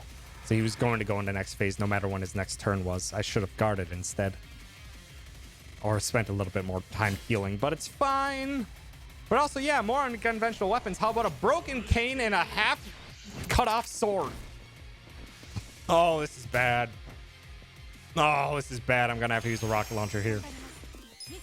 This is the heal we didn't want Sawashiro to do right away, because every turn Sawashiro has with that regen up heals 1,000 damage. So we need to get him out of this phase. And the only way we can do that is ideally we save a rocket launcher for a later fight. But it is best to not let him keep healing. So had to use the audible for a rocket launcher here. That was a very mean Sawashiro. And yeah, I was not expecting to get out of his defense state so fast, and I whiffed the guard on Jungi Han. That was a rough Sawashiro fight.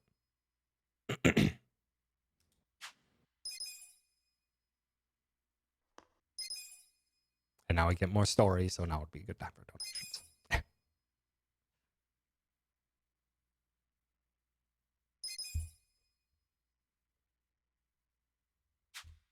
That was a rough Sawashiro, my god. I lost a minute in that chapter. My goodness. All right. Now to chapter 14. This is by far the hardest chapter in this run. There are 2 boss fights in this chapter, and both of them can ruin our day. This fight's pretty simple. Divine shot, throw a cat at him, clean up the rest.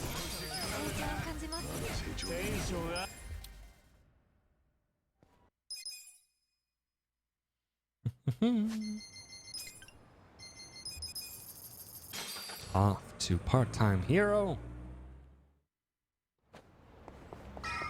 We're trying to again confront people at the Bleach Japan office, but again, people are waiting to do us harm. Divine shot. Ideally, those cars. It's funny for having the cars hit them, but it is actually slower. Also, not ideal that those guys got bled by those bushes. That there are different tiers of status effect damage in this game. The bleed from bushes is incredibly minimal. Also, that was very good damage spread, though. That normally does not kill everyone on that shield rupture, and I appreciate that. Also, we saw for a split second there someone you might be familiar with. Might be familiar with this gentleman. We gotta do some skills. We gotta get coercive shout. And set some gear. Ichi needs more HP. Eri can start going for some crits with a diabolic wristband. And Psycho doesn't need job boosting anymore. She needs damage. Because Psycho's coming back, baby. Adachi's out. Psycho's in.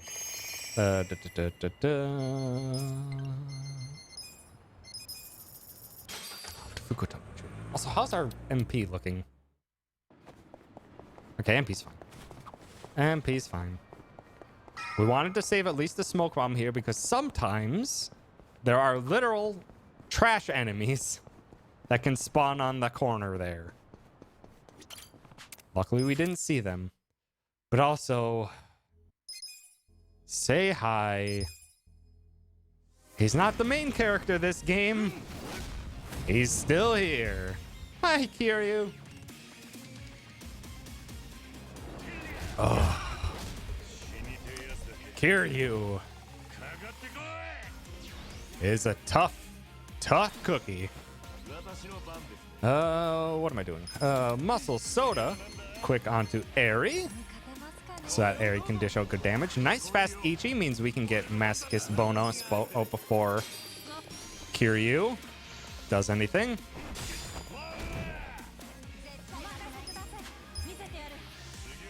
And now there is one big quirk to Kiryu's fight. Kiryu will not hit women. Period.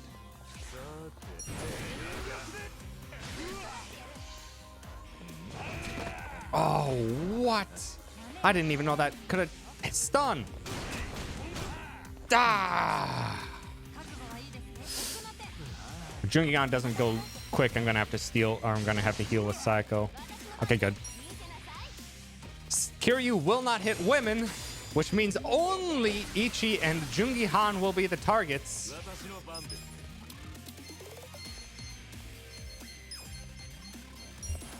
Which is a problem. Because if Ichi dies, it's game over. Well, at least he got woken up out of it. But luckily, Ichi has the host class, and the host class has a great single target heal. It can make Kiryu, or it can make Ichi drunk. Kiryu can quite literally punch the drunk out of Ichi.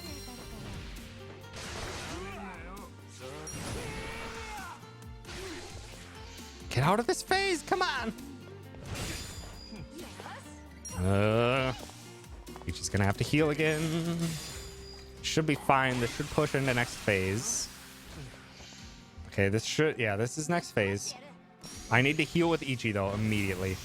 This phase is rough. It is not, honestly, it's not like the worst. Rush is the most painful to deal with, but there's an ability in this phase. Oops, wrong ability. Shoot. There's an ability in this phase called Beast Throw that can glitchedly hit twice. If it hits twice, that's like a good 400 damage Kiryu's gonna be doing. Also, I'm sorry, Jungihan, you're probably gonna die. Yep, sorry, Jungihan.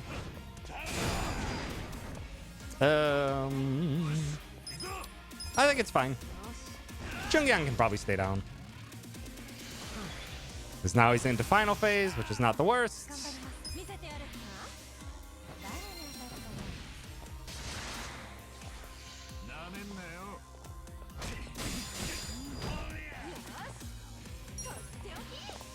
Should be able to finish off with 3 attacks?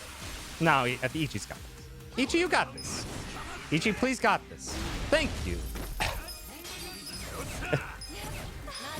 Okay. Okay. Kiryu is done. Jungihan didn't survive the fight, but that's okay. Jungihan already has all the abilities we want on him. It's okay. So, Dr. Fat Kitty, thank you for the raid. That's going to be a delayed sound effect, probably. It's fine. But now, off to the next area where we can probably do one quick donation before we get in, because we've got to do some menuing. Item, heal, get that, party members, Jungihan or Psycho for Dachi. There's that noise, and off to the bar. Heck. All right. Now we're going off to the hardest boss fight of this run. Got a couple fights ahead of us first.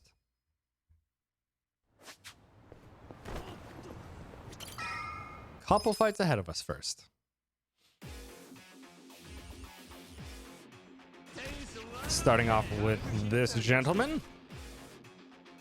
Jungihan. Please focus all of your damage on him. Ichi, summon Gary. Eri, start cleaning up all the ads.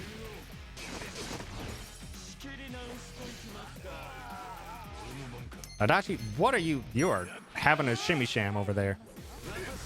It's fine. We gotta focus. The big guy down, he has a lot of HP. Jungihan and Adachi will focus the big guy. Ichi and Eri will focus multi-target for add damage to clear out the rest. Please paralyze him. Come on. Just give me a paralyze. I'll take a bleed heal. Or I'll take a bleed kill, though. That's nice. That is nice. Okay. Another fight. Then we've got to gear up for the hardest fight in this run.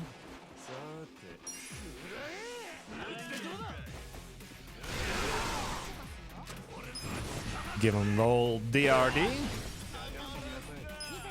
Deguchi will survive. Sometimes Adachi can outspeed. Dang it. It hurts every time.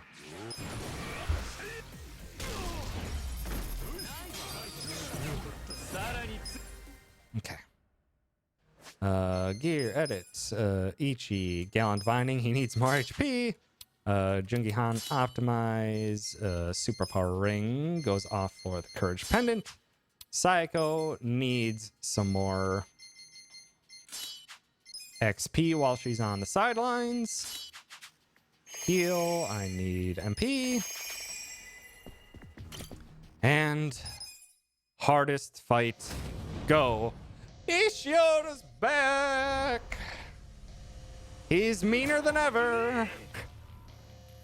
And he's got an ally named Mirror Face. It looks like Adachi. Don't worry about it. It's a plot thing. It's fine. Muscle Soda. Onto Eri. Ichi. Get the defense up.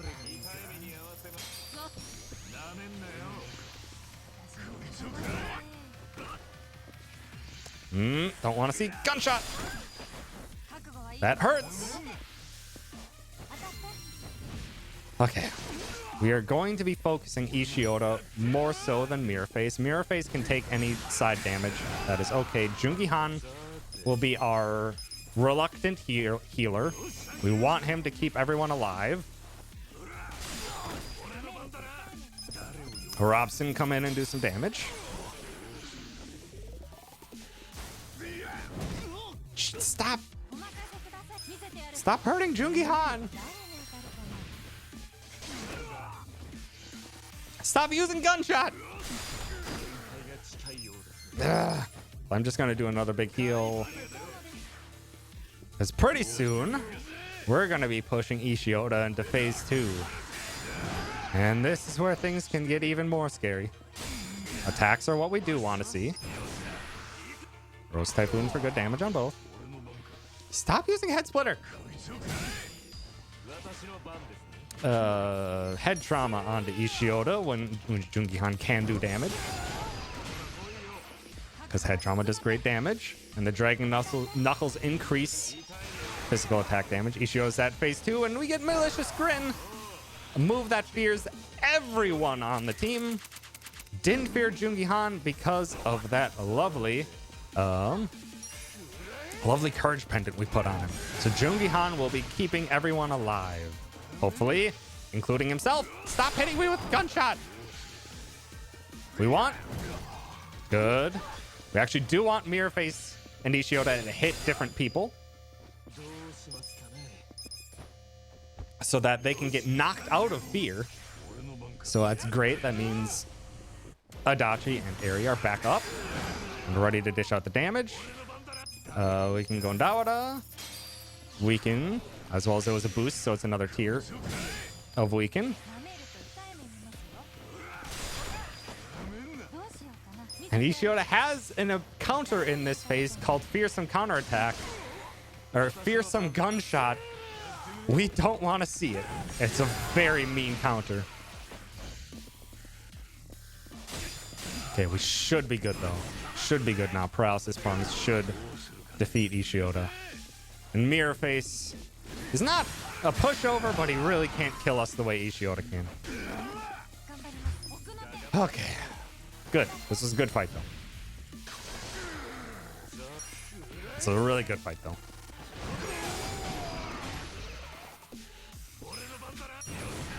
It's fine if he takes down anyone. He can if he uses Killing Slash. We should be fine. Okay, good. Good.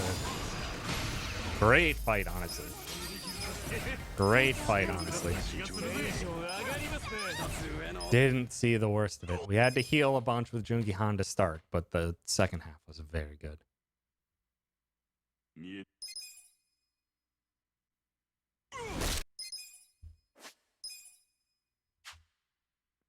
And now, on to the finale. The final chapter of the run. The hardest part is over, but we ain't done yet. Whew, now would be another good time for donations. We got a lot of cutscenes ahead of us. But again, I want to thank everyone who's hanging out, all the lovely people who rated while I'm making this submission run. I appreciate you being my audience, asking some questions here and now and again.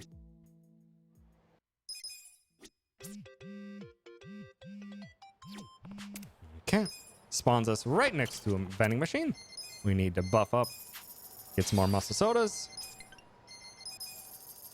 Head on over to the pawn shop. We're back in Kamurocho. This pawn shop had them at the very beginning, but we didn't have 30,000 yen at the very beginning. We gotta get those rocket launchers back.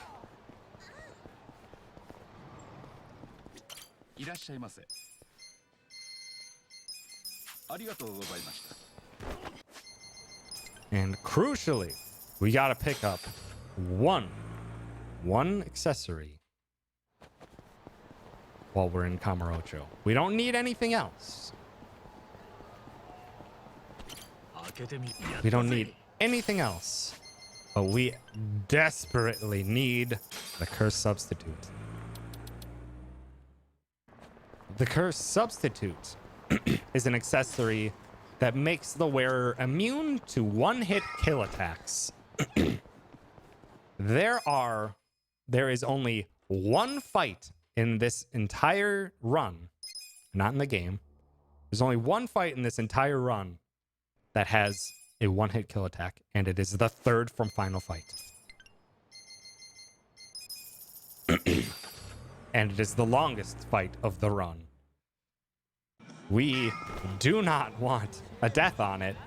And again, if the party leader dies, it's game over. It is a very, very rude thing to have it on this boss.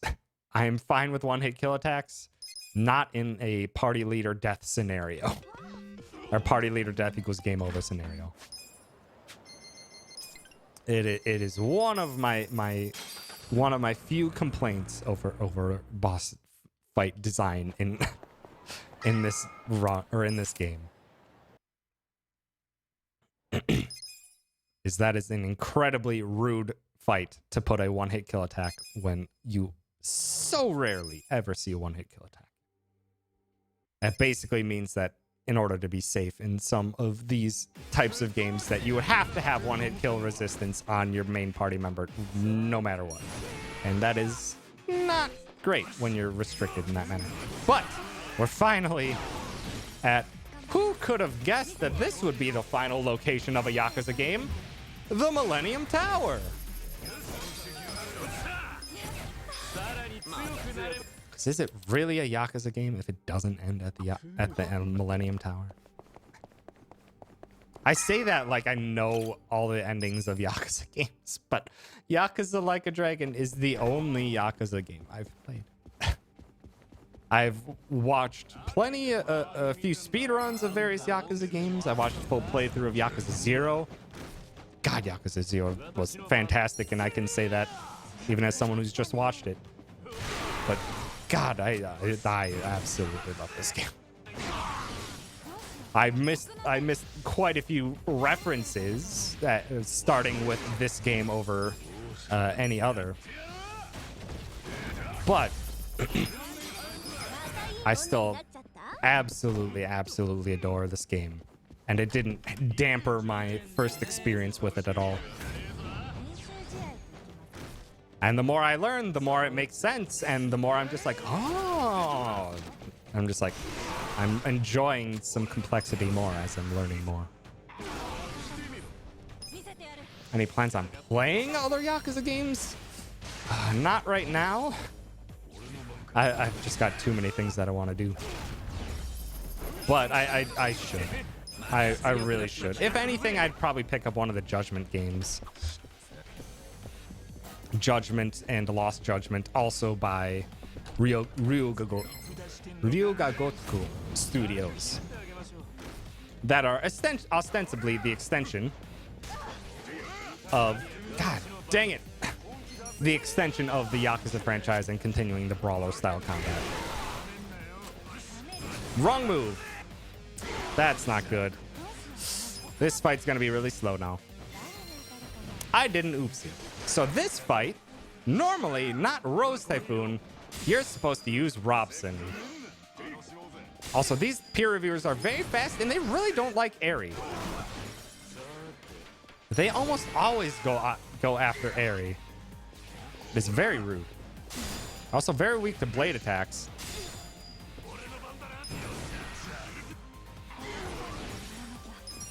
Finish him off. Ugh, that was a rough fight.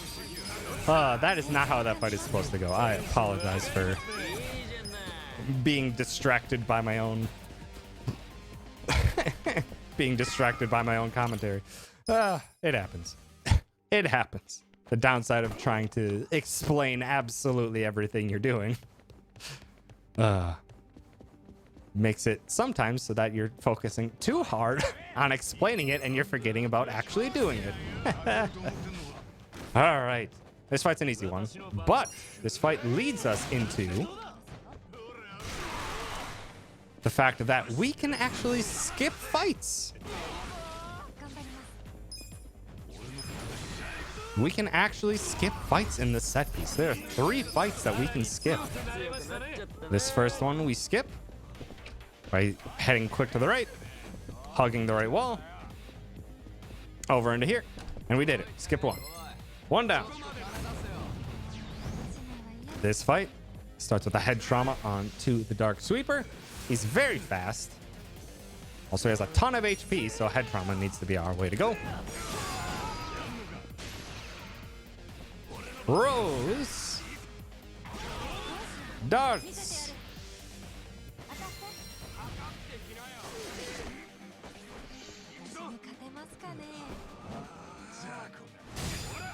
Shield Rupture. And punch him while he's down, Jungi-Han. Good. All right. Ichi will run out of MP later on in this set piece. So we take the heal while we can.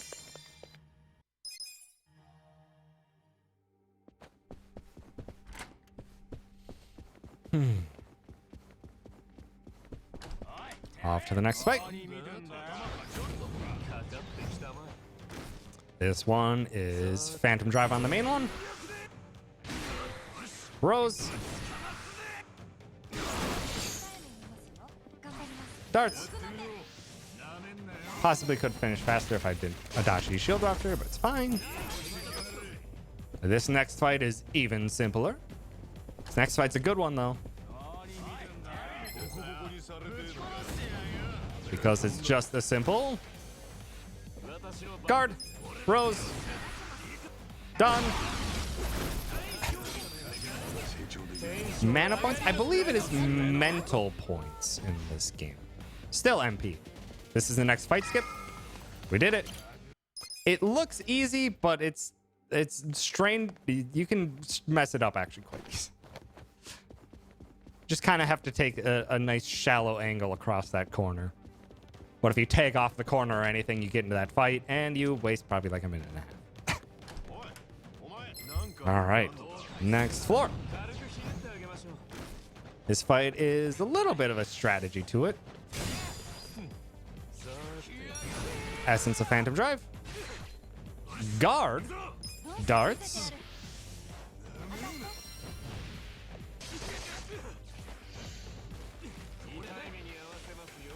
Stop with the guillotine. And paralysis points.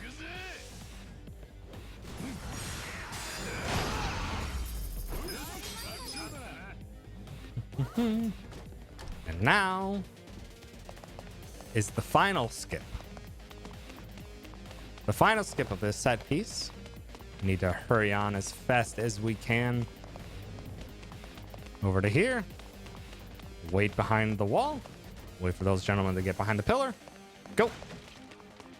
And enter the fight behind them before the fight in front. Time to drive onto Kuwabara. Essence of Mayon to take down Kuwabara, so all the darts will now be hitting Hirota. Paralysis prong, scoop him up off the ground. Nice paralysis. Means he's not going to be doing anything. But get him with the head trauma. Don't kick the table at him, Jungi Han. Again, we don't want you knocking him over.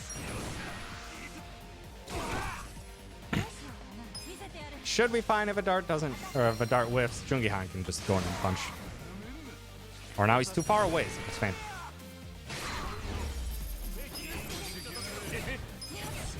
Okay. 2 more fights before entering the final boss rush. Don't really need this heal, but the MP was a little bit lower on Jungi Han and Adachi, so just in case. Only loses a second or 2. Secret fight. Hiding behind the pillar the whole time. Guard.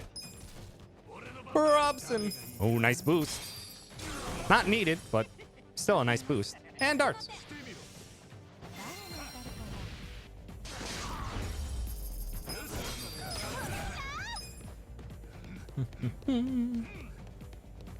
And off to the final fight before the boss rush. Could have probably fit in 1 donation in between there, between those 2 fights. Ah. This fight doesn't do like any damage. It burns everyone, but it's just slow.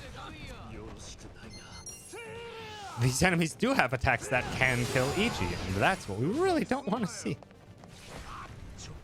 Now we have to watch everyone burn, unfortunately. And we just have to slowly whittle away this guy's health. He's got a lot. Rude. Can this kill Eri? Nearly. Nearly can kill Eri. Didn't know. And Gilmoy's down, Jungi Han. Back! Alright. The last little prep here. Probably would fit in 1 donation while I'm doing this gear. Ichi calendar for curse. Choose Adachi, optimize Jungi Han, weapon, put on the lightning bandages, put on superpower ring over courage pendant. Saiko needs magic.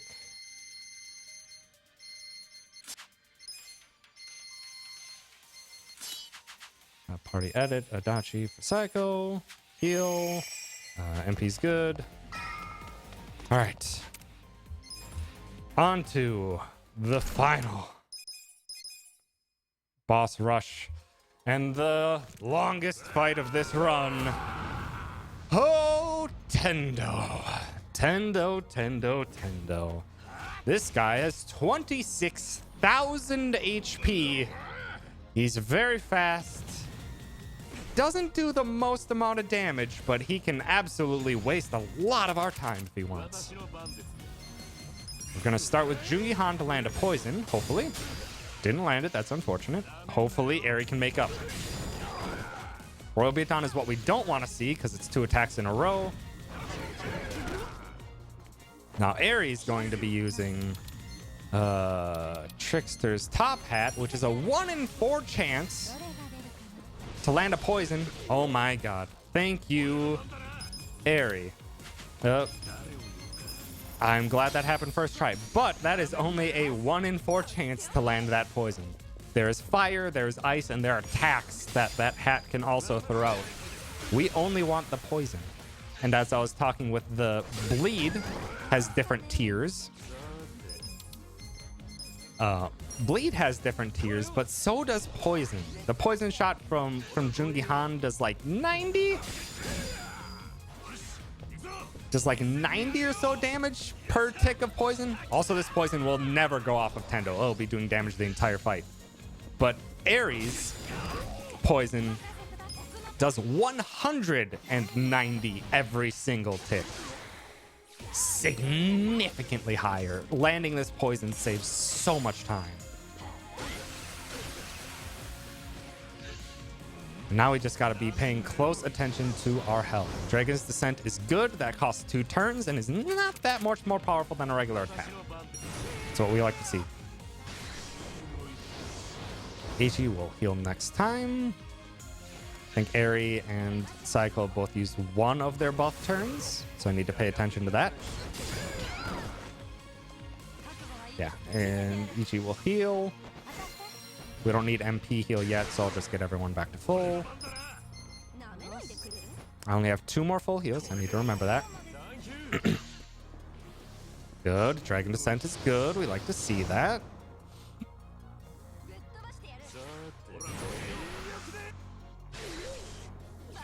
Okay, I think this is Psycho's second turn with their buff.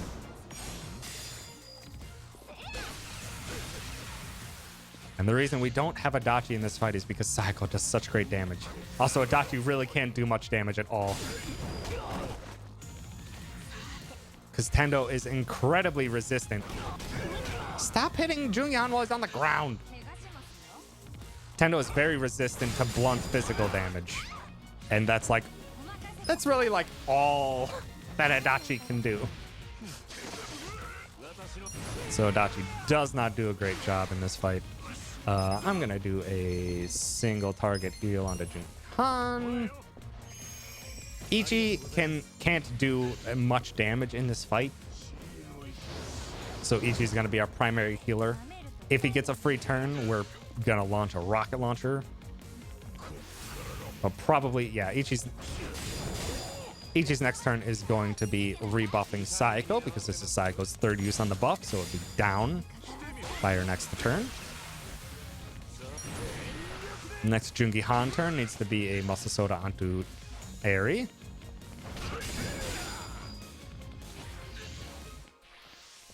Gosh dang it.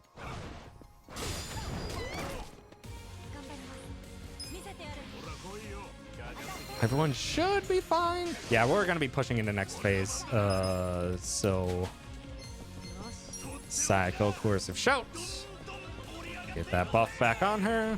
Oh, Eri actually already ran out. Whoops. Didn't count my turns right. All right. Phase 2. Phase 2. Tendo's got some new tricks. And brass knuckles. But Tendo's got hands now. The left hand does a large damage that almost always crits. The right hand is the one-hit kill attack. We don't want to see the right hand unless it targets Ichi. Then it's a wasted turn because Ichi's immune to it. Need Muscle Soda onto Eri. Okay. That is right hand. Are we getting a heal turn? Or is Psycho... Eri might have to heal. It's a waste of a turn on our buff. Otherwise, Psycho will die to this. Hopefully... Dang it.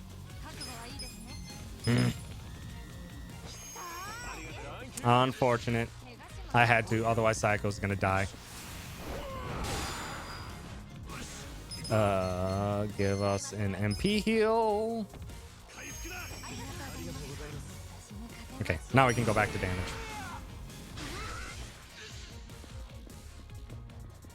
Wow, basic attack in phase 2. Really? I can just hope that Psycho survives. Shoot! Well, Psycho's gonna die now. Psycho still had Masochist buff, that's why I didn't do so much. Psycho's going to die to this. Yep, I even guarded it. No, I didn't. I was pressing X too fast. Oh, that's the one-hit kill. Come on, Jungi Han. Give him the schmoves. Dodge it. Dang it. Tendo. I only have one more first aid kit, you jerk.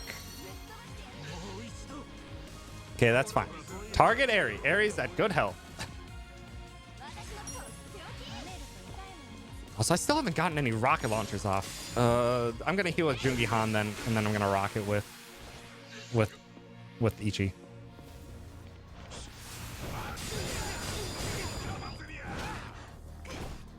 Yeah, that's gonna be the play. Oh my God, Tendo is going very fast too. I'm glad I have the good poison for how fast he's going. Yeah, I need to heal.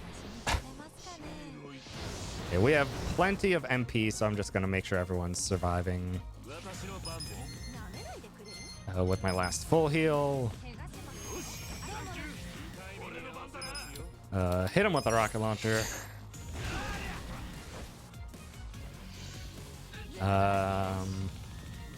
Yeah, Sayako's gonna have to swap out.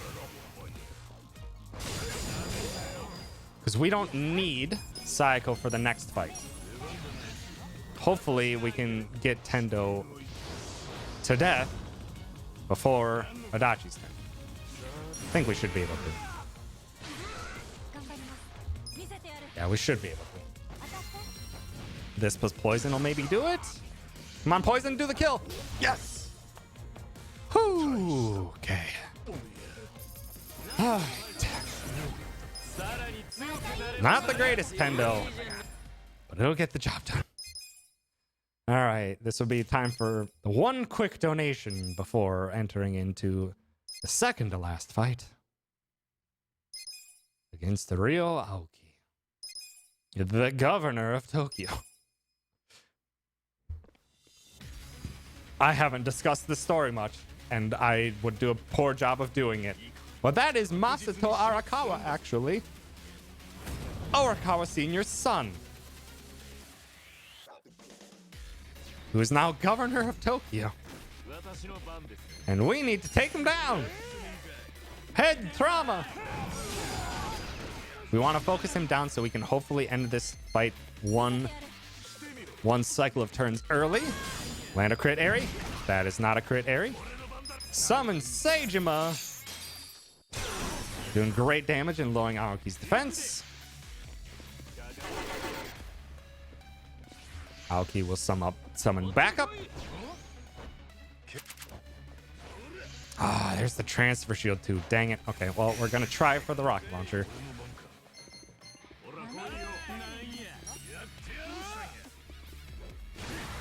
Nice crit. That's going to help Adachi.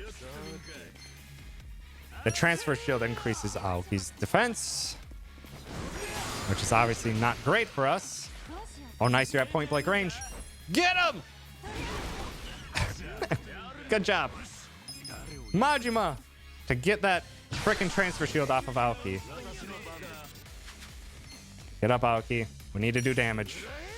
I don't think I have the damage output to get Aoki out of this. No, it's not going to be enough. He's going to do another round of backup. Rude. A taunt? Rude. Nah. Dang it. Wasn't able to do enough damage even with the rocket launcher. The transfer shield was just too strong this time around. So now we just gotta clear out everyone. Make sure we've done enough damage to push Aoki out of this fight and then guard until his turn. And he runs, which, again, we could have done better. Or we could have gotten one turn sooner if we were able to take him out.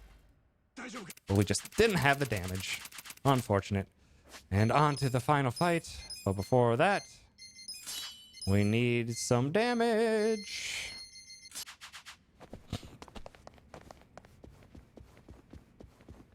Because Ichi and and the young master he used to look after all those years ago need to have their one-on-one. And I love this song. It is a like perfect final boss fight song.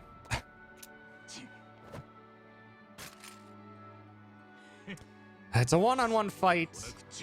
Gonna be slightly less one-on-one than I think Masato thinks it's gonna be. We do have some friends that we can bring along to this fight.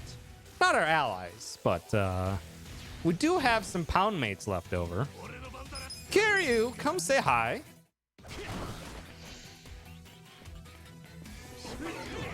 Actually don't want him to miss because that Huff loses time. Oh. We also have Robson, who does as much damage as Kiryu. Oh, unfortunate. Also, really? Oh, that's right. He actually does that. It's been a long time since I whiffed my perfect guard. He actually, it is, you do not want to get knocked down because it's slow. We want him to stay relatively towards the center here, because if he is not towards the center, our special move that we're doing will have an unskippable cutscene like this and lose a couple seconds. But it is done. The fight is over. We have 3 more QTEs, and time is on the final QTE.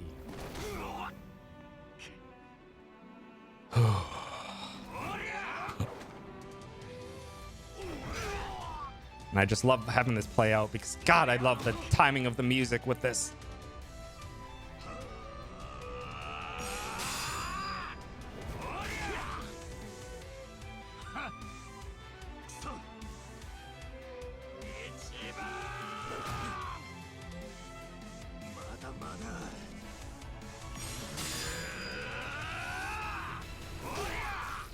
Time is on the next QTE.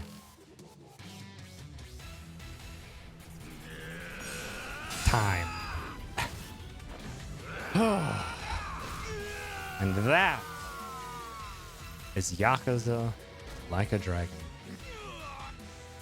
This was honestly for me explaining as much as I possibly could, and having that distraction on top of all the other things that I was going. This was a good run. This was a good run. 401 is a good time. I am happy with that run, and I hope y'all enjoyed it. I adore this speedrun. It is a long run. It is an RPG, but it's Yakuza. It's wild. If we get incentives, choosing language, choosing outfits, and showing off the sillier side of the game with showing off the pound mate cutscenes. The pound mate cutscenes are so much fun, as well as showing off some of the essence cutscenes that we're using. All those abilities where we were just pressing start to skip over throughout the run, we would showcase all of them once. And like I said it multiple times through the run, I love how much this run is just like all the different phases of an RPG speedrun all meshed into just one run. The pure RNG sections, the massive amount of planning and routing, and all the work that the community's done with all of that. Then to the straight up execution section of it, that is very low RNG dependence, and then to the final fights, very adaptive, very tough fights that we need to pay close attention, and small errors can cost us lots of time. I really adore how this run progresses, gameplay, and then this game itself. I absolutely adore. It's a wild time. There's so much in this game that obviously is not showed in the speedrun. We do only a handful of the sub stories that are all fantastic and and ridiculous, but also still heartfelt. The story, God, watching this cutscene always gets me every time. But yeah, that's all I've got to show you for the run. This would be about the point where we, during a marathon, we'd wrap things up. I'd thank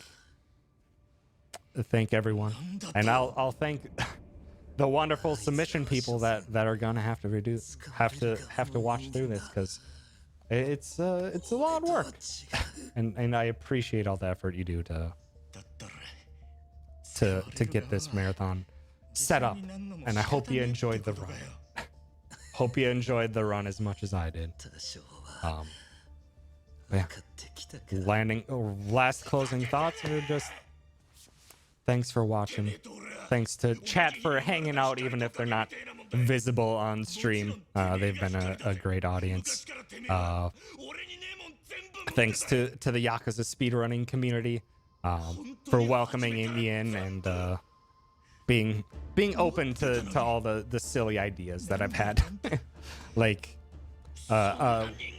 yeah, in the 6 months that I've joined the run, we've pushed the time down by 10 minutes, and that's a heck of a feat. It was quite well optimized with the routes as they were, and all the work that Metza did and everyone else did to route things out initially, and then to be able to come in, have the impact, to throw out some ideas, to test and experiment and grow this run together has been a fantastic time. But yeah, thanks so much for watching. Jeez, I'm already spent. This is a long run. But thanks so much for watching. I hope you enjoyed the run and have a good review session through all of these GDQ submissions. All right, take care.